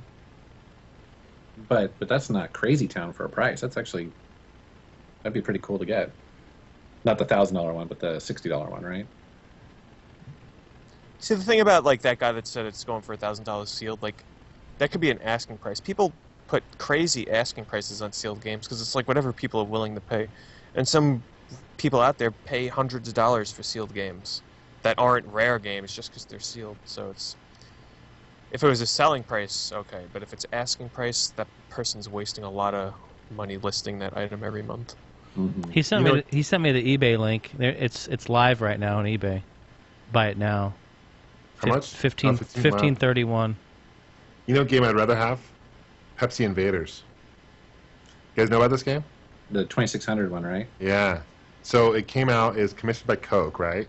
And it's basically like Space Invaders, but instead of the aliens, they have the words Pepsi. Yeah. And the reason it's so rare is because it was only given out at a convention back in 1983 for Coke higher-ups, right? So only 125 were made. And there's like no label, and they're super rare. And it's probably worth a couple $1,000s for one. Now, does that one dude that you go over his, I forget the guy's name, but he runs Atari2600.com. Does he have that? Does he have it? No. Joe Cody? Yeah, he doesn't have it. I've asked. Yeah, I'm like, Joe, let me know when you do get it. But even so, I wouldn't spend $2,000 on an Atari 2600 game. I'd much rather buy some other things for that. I don't want it that bad, you know. But now I just want an ice cold Pepsi. Mom, all I wanted was a Pepsi. Remember that song? Yeah, I do. All I wanted was a Pepsi. I know. All right, I got another question here for you guys. And real quick, before I get going on this question, I had a brain fart earlier. Is Hit Reset Radio was a podcast I was thinking of. I said Press Start Podcast. Brain fart. So, my bad. So Hit Reset Radio is a good one. But anyway, back to the question. This is by Eric, and I just got a TurboGrafx 16, and I have no idea what to buy for it. Suggestions. Magical Chase. Magical Chase. Mm-hmm. No, I mean, for real, like, I think, Galaga 90 is a really good game for it. It's based on an arcade. It's a kind of sequel to Galaga. But it's actually a really fun game. I really recommend it. And you can get it for really cheap. This is for the TurboGrafx 16, you said? Yeah. I think any of the box games are good. Air is really good. I like, what's another one that's good? Alien Crush is an awesome game. Alien Crush, yes. Splatterhouse is, of course, classic. Blazing Lasers is a great shoot-'em-up. Adventure Island for it is actually really good. Yeah, I was going to say, weren't there quite a few Hudson games on there that were really good? Yeah. Bomberman, I think I remember, was really good on that. Yeah, Hudson actually helped co-develop and work on the PC Engine. They were kind of like they worked Yeah. with NEC. That's Yeah. why they call them Hue cards, Hudson cards. Hmm. Oh yeah, Superstar Soldier definitely. Ninja Final Spirit, Soldier. it's a good one. People saying yeah. R-Type. Good R-Type game on there. Yeah. Or Dine. It's a fun little shooter. Dragon Spirit, it's a good one. Yeah, that's KDK. How about Ease Books? Yeah, 1 and 2. Ease. Well, I'm assuming. That's a he's CD. gonna- That's for the CD. Yeah, if you have the CD. Yeah, I was gonna say. I don't know if he has the CD attachment. Damn, was that a fart? No, it was my chair. Ah, Man. you can't prove otherwise. Stop!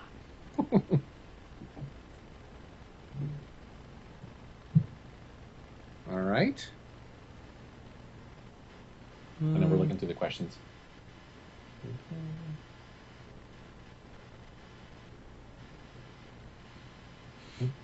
Mm.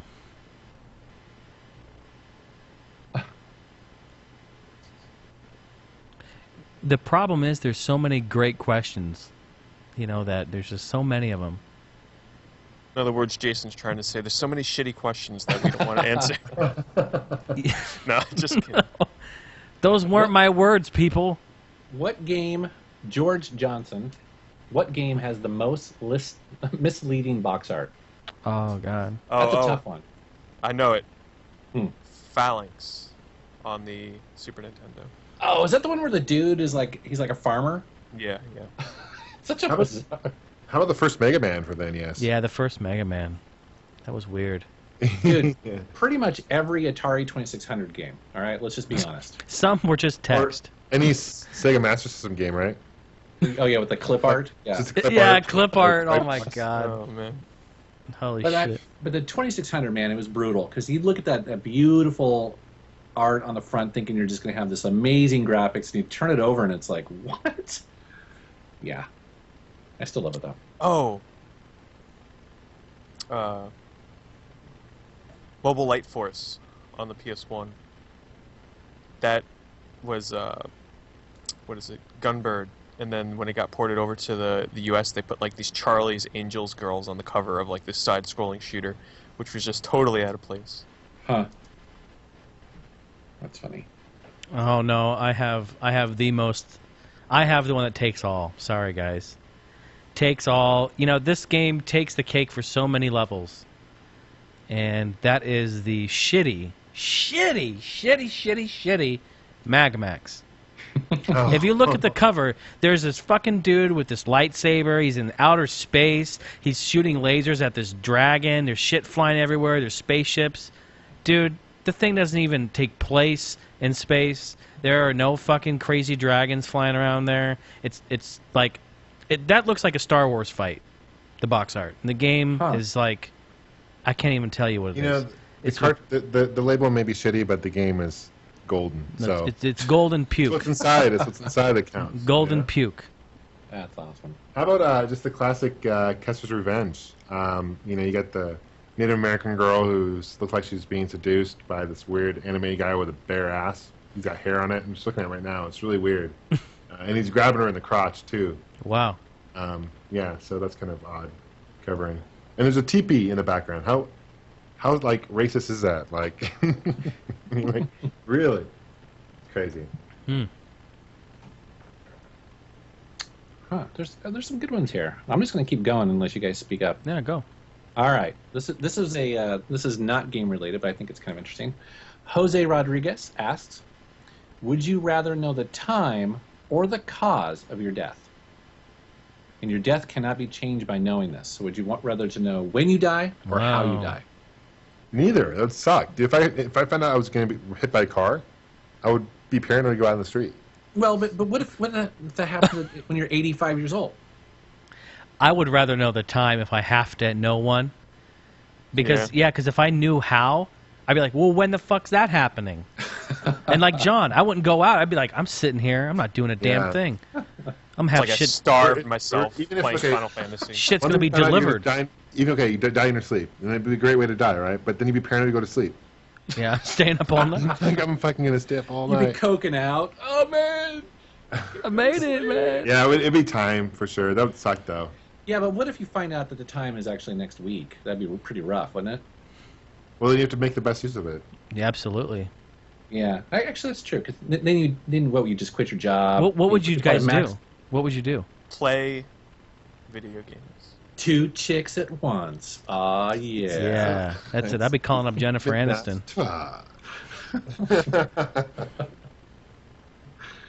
It's funny. So, That's tough. I know. yeah, that's. You know, I guess you just max out your credit cards, take a trip. You know what I mean? Yeah, fuck it. Yeah. Go, just take off my pants, run down the street naked. Sure. Why not? What are they gonna do? Nothing. Not a damn thing.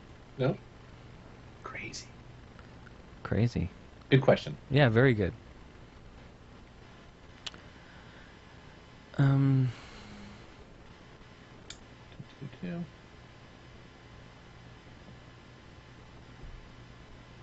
There's some pretty funny ones here.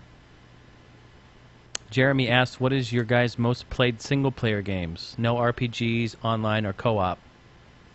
Elder Scrolls games, so like Morrowind, Oblivion, Skyrim. Well, Ridge Racer 6, actually, but I did play that online, so... Played a lot of the Far Cry 3 single-player. That game's fun. Yeah, that was great. Makes you want to go back and do more. Original Destruction Derby on PS1. Played that a ton by myself. I guess... Wait, he said no RPGs, right? Yeah, fuck. Right. Is he talking about modern games or like retro too? Because retro's mainly modern. He didn't say, so I'm just pulling everything out. I mean, retro doesn't really have online anyway, so it's kind of cheap out. Mario Party games. Oh, God, Wait, yeah. he said no co-op, though, right? Like, I Oh. guess that would... Yeah. Like, man, this guy's really, like, narrowing it down. It's like just sitting in the room all fucking alone playing this shit. Like Rock Band, would that count? Rock Band? I just play that single player. Yeah. yeah. Oh, the Luminous games on the PSP. I used to play those a lot. I did too. First one.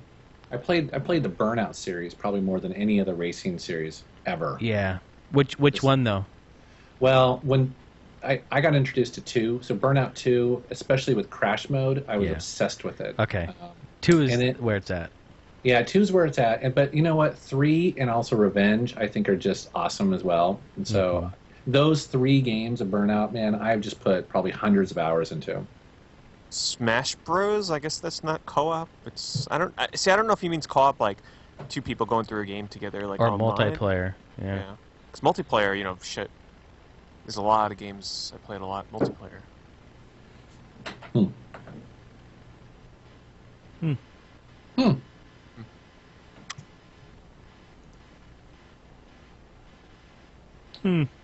Huh. There's some in here that I want to ask, but they're just kind of silly. You're so silly. They're so silly. Like here's one where it's not even a question. He just wants to know why you're going to buy the Xbox One. Why, Pete? Why? Because I like to play video games. Like, I don't know. Like, No, man, you can end it right there, Pete, because Yeah, I like to really. play video games. That's Well, all you need to know. Like, I don't let companies get in my way. Like, yeah, they made bad decisions, but in the end of the day, you know what? There's some fucking games coming out on that thing that I want to play. Crimson Dragon, you know, spiritual sequel to Panzer Dragoon, day 1, fuck it. I'm buying the system. Like, Killer Instinct, I mean, come on. I'm not going to let, you know, other things get in the way of me playing these games that I want to play. End of story. You know, Microsoft keeps reversing their EA or E3 announcement too. Did you hear last week they said that they're going to allow indie developers to self-publish now? That's huge Oh, wow. because Sony did that, and a lot of people were defecting over to Sony because they just hated how Xbox Live requires you to have a full-blown publisher. So now it's going to be like the App Store, it's going to be like Android, it's going to be like the PlayStation 4. So that's good news if you're going to go Xbox One, because I think the next Minecraft game is going to come from there. It's not going to come from a AAA developer. I just get I don't understand how people. I mean, I can understand people that can't buy both because that's pretty damn expensive. But come on, people, this is the next generation. Sorry, Wii U, but this is the start of the next generation in like the past 8 years. You got to get excited for this shit, like day 1 for sure. Even though this is not going to be the most exciting of launch days for consoles, because I ended up just pre-ordering both on Amazon, so they're just going to get shipped to my house, which is pretty boring, but still, it's exciting. This is the next generation. Let's get going here. Plus, you know, I want to be able to participate in the discussions and the hype of the new Xbox. Now, are you going to get Xbox Live and also PlayStation Plus? Are you Yeah, I'll going to have do both? to. Yeah. I mean, I still have Xbox Live, so it'll just carry over. But I bought one of the PS4 bundles on Amazon that comes with Killzone and like the 1 year of PlayStation Plus because it was like discounted by $10 or something. So whatever. But since I need PS Plus to play online, yeah, I have to have it. Mm-hmm. So Brent Dolan asked, if you got to keep only one retro console, which one would it be and why? Dang. That's tough. And Now, none of the hyper retro- things work. Retro defined as like what? PS2 and under? Atari 2600 and under. Take them all. Pong. I'd say Super Nintendo take- probably for me. I would say Super Nintendo as well. Yeah. Because with the Super Nintendo, you can also play the Game Boy games for the Super Game Boy. Mm-hmm. See, but then the Genesis, you can also like stick the 32X on there, you know. Yeah, sing a well, CD. GameCube, you could put in GBA in there, so... Hells yeah. Oh my god, people. The reason why I'd pick Super Nintendo over a Genesis, though, is because of all the RPGs that are in Super Nintendo like that. That would just last me much more than the Genesis meager selection of RPGs. Sorry, Shining Force.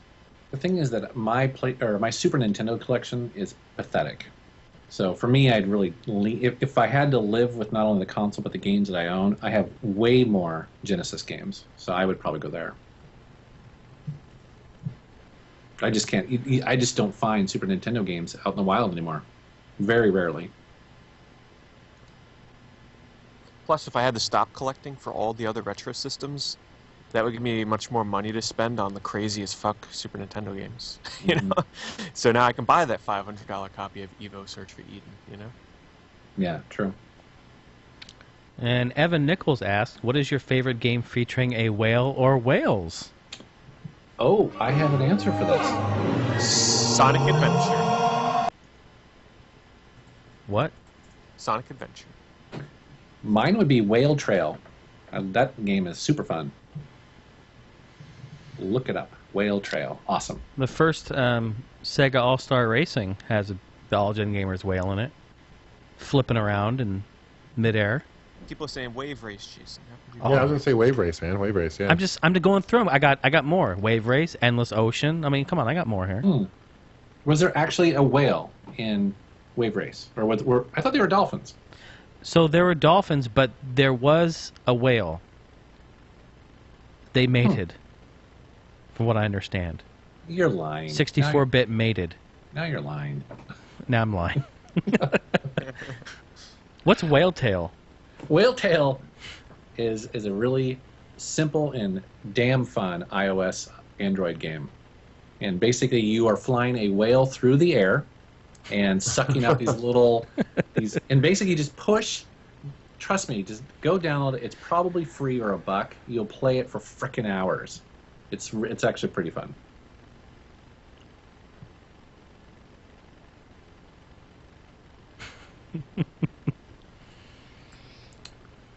Dat whale.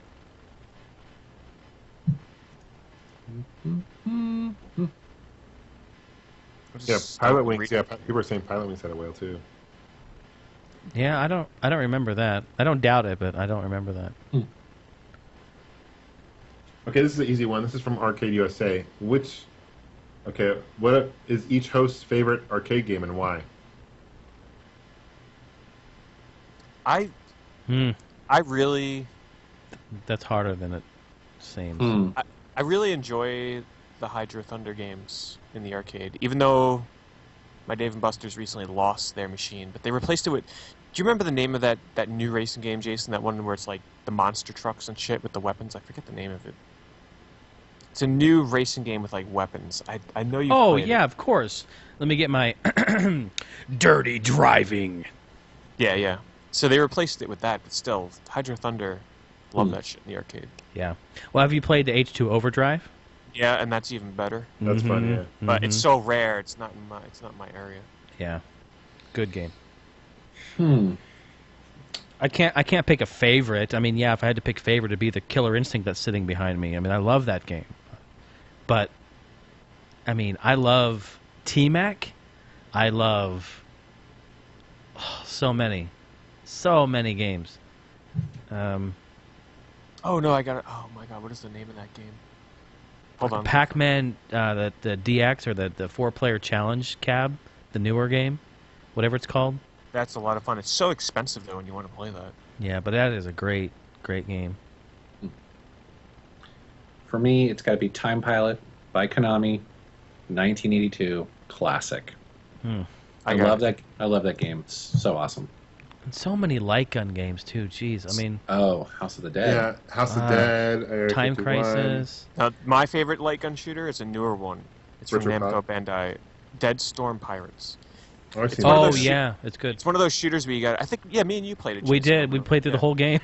Yeah, that's fun. It's one of those games where it's co-op where you have like the big machine guns, but if you cross your crosshairs together and like line them up, you do like double damage. It's so much fun. How about It's Jurassic addictive. Park the Arcade by Sega? That's a good one. That's the one where you sit in and shoot, right? Yeah. Yeah, that's pretty good. And you close the little drape on the side. It's like a make-out booth. Make Yeah, out. Mm-hmm. absolutely. You didn't play the game, you just make out? Yeah. Yeah. It's like photo booths. Who takes photos? Well, you know. I don't know. Generation X, Comeback Kid, yeah. That's a good one. Mm-hmm. The classic Outrun. Yeah. That was awesome. Oh, at the even time. Coast to Coast, though, the more modern one. The big cabinet where it's got the dual. You did dual steering wheels? Fuck, that's awesome. Huh. You know what game I was playing this past week was for arcade was Moonwalker. Wow, you found a Moonwalker. cabinet? No, I was playing on main. Oh, I was going to say, man. Beautiful cabinet, though. You can play 3-player, co-op. I love it. Yeah. It's funny. Of course, I'm going to say Star Wars Arcade is my favorite. Atari. I'd say Donkey Kong in there, too. Cruising, yeah. Cruising USA. Cruising USA. Yeah, we killed that question. Yeah, that's our favorite. All right, Glenn Johnson, another one. This is going to stir up some feistiness. Final Fantasy VII is a shit game. So my question is, why do people go nuts? I'm not going to finish the rest of that, but why do people go nuts for this game, Pete? Well, see, the question I want to know is how old is he? Like, where did he start with RPGs? Because for me, the reason why 7 has such an impact on me personally is because I played it. I didn't have a PlayStation at the time, and sorry, I had a PlayStation, but I didn't have any RPGs for it, and I played it at my grandfather's house. And the first time I played it, I'm like, I don't understand this. But then I revisited it like a few months later, and I understood it. That was like my first true RPG after like the Pokemon games. So that's why I have such an attachment to 7. It's because that's what got me into RPGs. And no matter how you look at it, 7 was pretty innovative at the time because I was more of a PC gamer, but PC role-playing games were pretty hardcore into the D&D aspect of it. They were very technical. The combat was very... It just had a different vibe, and I remember playing Final Fantasy VII and thinking, gosh, it's so cinematic. There was nothing quite like it that I had played like that. And on consoles, like the pre-rendered backgrounds, like the detail that those pre-rendered backgrounds brought out. I mean, and yes, some people can say the story sucks, story's good, whatever. At the time I had a little bit of a hard time following the story, but it was still interesting to me. The characters are interesting, the locations were interesting. Yeah, it wasn't fantasy based like The Hobbit. You know what I mean? Like the Tolkien era. It's kind of steampunky. It's its own thing. So I think that's why people look back. And the thing is, though, is that I would love to get a reboot, a remake of it. I think if they updated it with HD graphics and just completely redid it for this generation, I think it would still be a really great game. It's kind of hard to go back and play today because I have it on my PSP, and now that we've played a bunch of Final Fantasy games, when you go back to it, it's not so amazing, in my opinion. But I'd still love to get a reboot. See, I'd like to know why he thinks it's complete garbage. Like, what is wrong with the game exactly that? Pete's taking it personal. No, I'm just curious. Pete's taking it No, personal. because here's the thing. Attack. It's become like It's become like the cool thing to hate on Final Fantasy VII for some reason over the years. I guess because it's so popular and like people want to feel cool to say, "Hey, my favorite Final Fantasy is Final Fantasy 4 and 6," which it very well, you know, it probably is. But just don't hate on 7 just because it's so popular and so many people, such as myself, you know, started with 7 that really helped me get into RPGs. You know. Now, do you like 7, 8, or 9? 9 is my favorite. Mm-hmm. Then 7 would come, and then 8 if you went with the PS1 releases. Yeah. Cool. Mike Mort asks, "What's the favorite game based off a cartoon or reality show?" Oh shit, that's easy. Reality show? Hell yeah! The guy game, motherfuckers. Hell yeah! Ho wait. Oh wait. That's so funny. No, but really, Based off a cartoon? Cartoon though. Let's do cartoon. That's good. Oh, DuckTales, NES, hands down. Yeah, Chip and Dale, Yeah. Rescue Rangers, good game. I like that a lot. Good co-op on that. How about Turtles the arcade? Oh man. Yeah, that's hard to touch Konami. that one. Yeah. Turtles in Time, all that. Simpsons. Hello. Simpsons, yeah, the arcade. Fucking Mighty Morphin Power Ranger games. No, Yeah. they're garbage. It wasn't a cartoon though. Yeah. How about the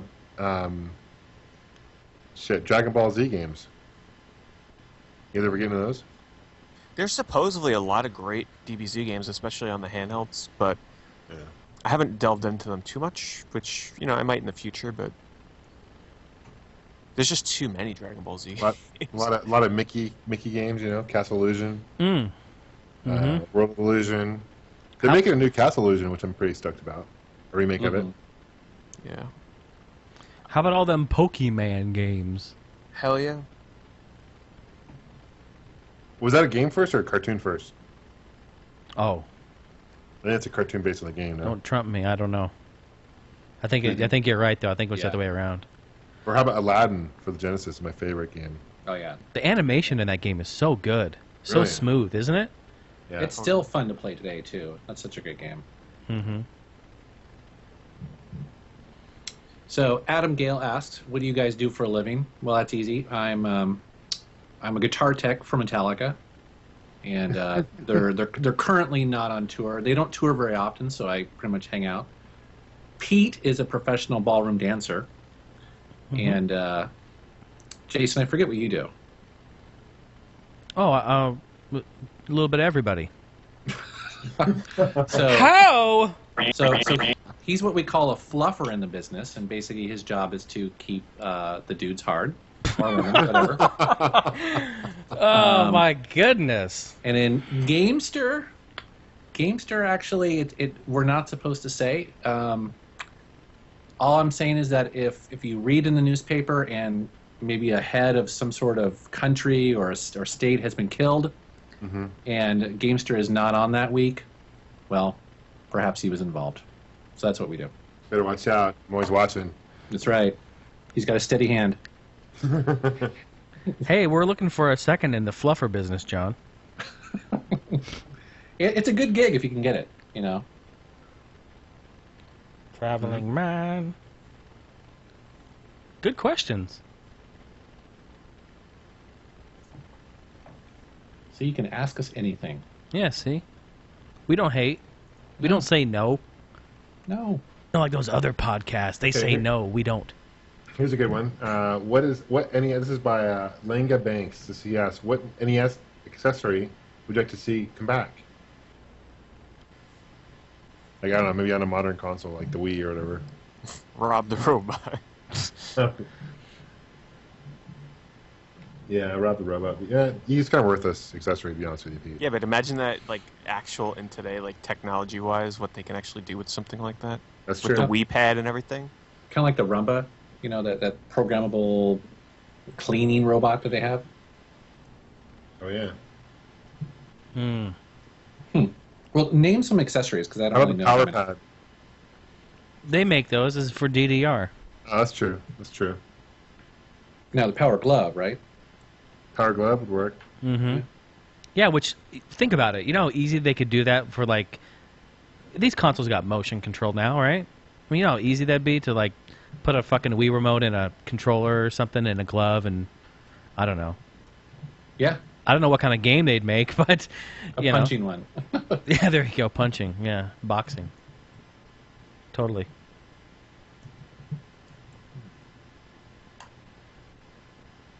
How about like a 3D glasses? Like they had something for the Famicom, which would be kind of cool. For like a modern console. Make it 3D look. Mm. Well, the PlayStation 3 has that, right? If you get the special HD 3D Yeah, but I'm talking television. about something like to like. Those just came with like generic glasses, right? I'm talking about like a headset itself that you actually like you wear. Like goggles. Here's a question from Neil Bonner. Neil Boner. Are there any games you've played which you think would have been better suited to another platform or console?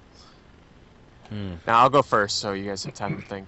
Because the game that comes to mind, and I'm sure a lot of people that played this game at the time were probably thinking the same thing, and that's on the Wii. It's Xenoblade Chronicles, and I mean the game is great. Don't get me wrong, but I couldn't help but think to myself the entire time how amazing this game would look on, you know, the Xbox 360 or the PS3, because it looks so good on the Wii, but you can tell the Wii is like holding it back from its true like graphical greatness that it could have been.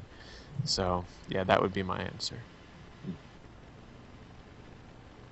Well, there's a bunch of iPad games that you could make that argument for, and I certainly would. And one that comes to mind, there is the new Deus Ex game that came out only on iPad, and it works great, but it has all these virtual buttons, and it would have been better had it been on a real console.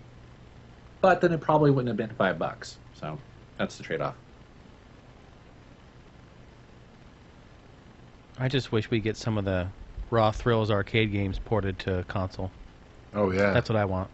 Oh yeah. I want like their whole library ported to PC. End of story. What is it? All the Raw Thrills is a company that makes, you know, modern arcade games. They do H2 Overdrive, Dirty Driving. They do. They just came out with a new like Arctic Thunder style racing game. It's really good, but they're in today's world doing all the real modern arcades, and I would just love them ported. But good stuff.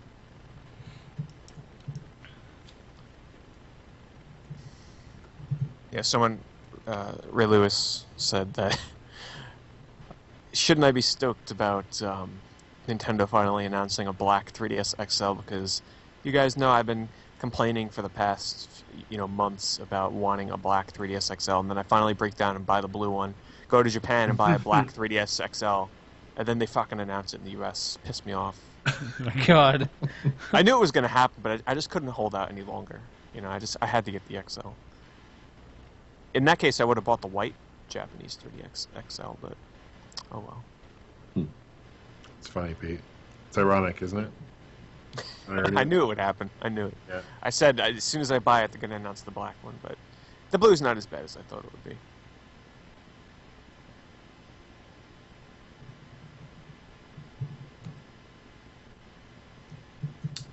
Huh.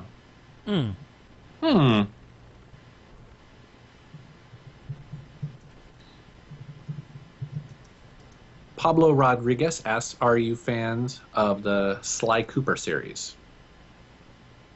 I never got into it really much on the PS2, to be honest. I'm enjoying the new one, but I can't say I'm a super fan of the originals because I don't really have much experience with them. So the new one is that's the all new one for the PlayStation 3, right? Yeah, what is it? Sly 4 Thieves in Time. Yeah, I have. I've really played them personally. They're pretty cool. I definitely like them, but it's one of those series where I always intend to go back to. And actually, I'd probably like to get the HD compilation that's on the PlayStation 3 and do that. But they seem pretty cool.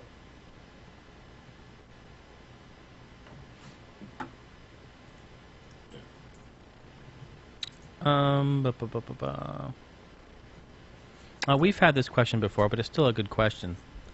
Mike Delgado. Again, Mike. Man, he's been blowing up our freaking thing here. What's the best snacks to eat or drink when gaming?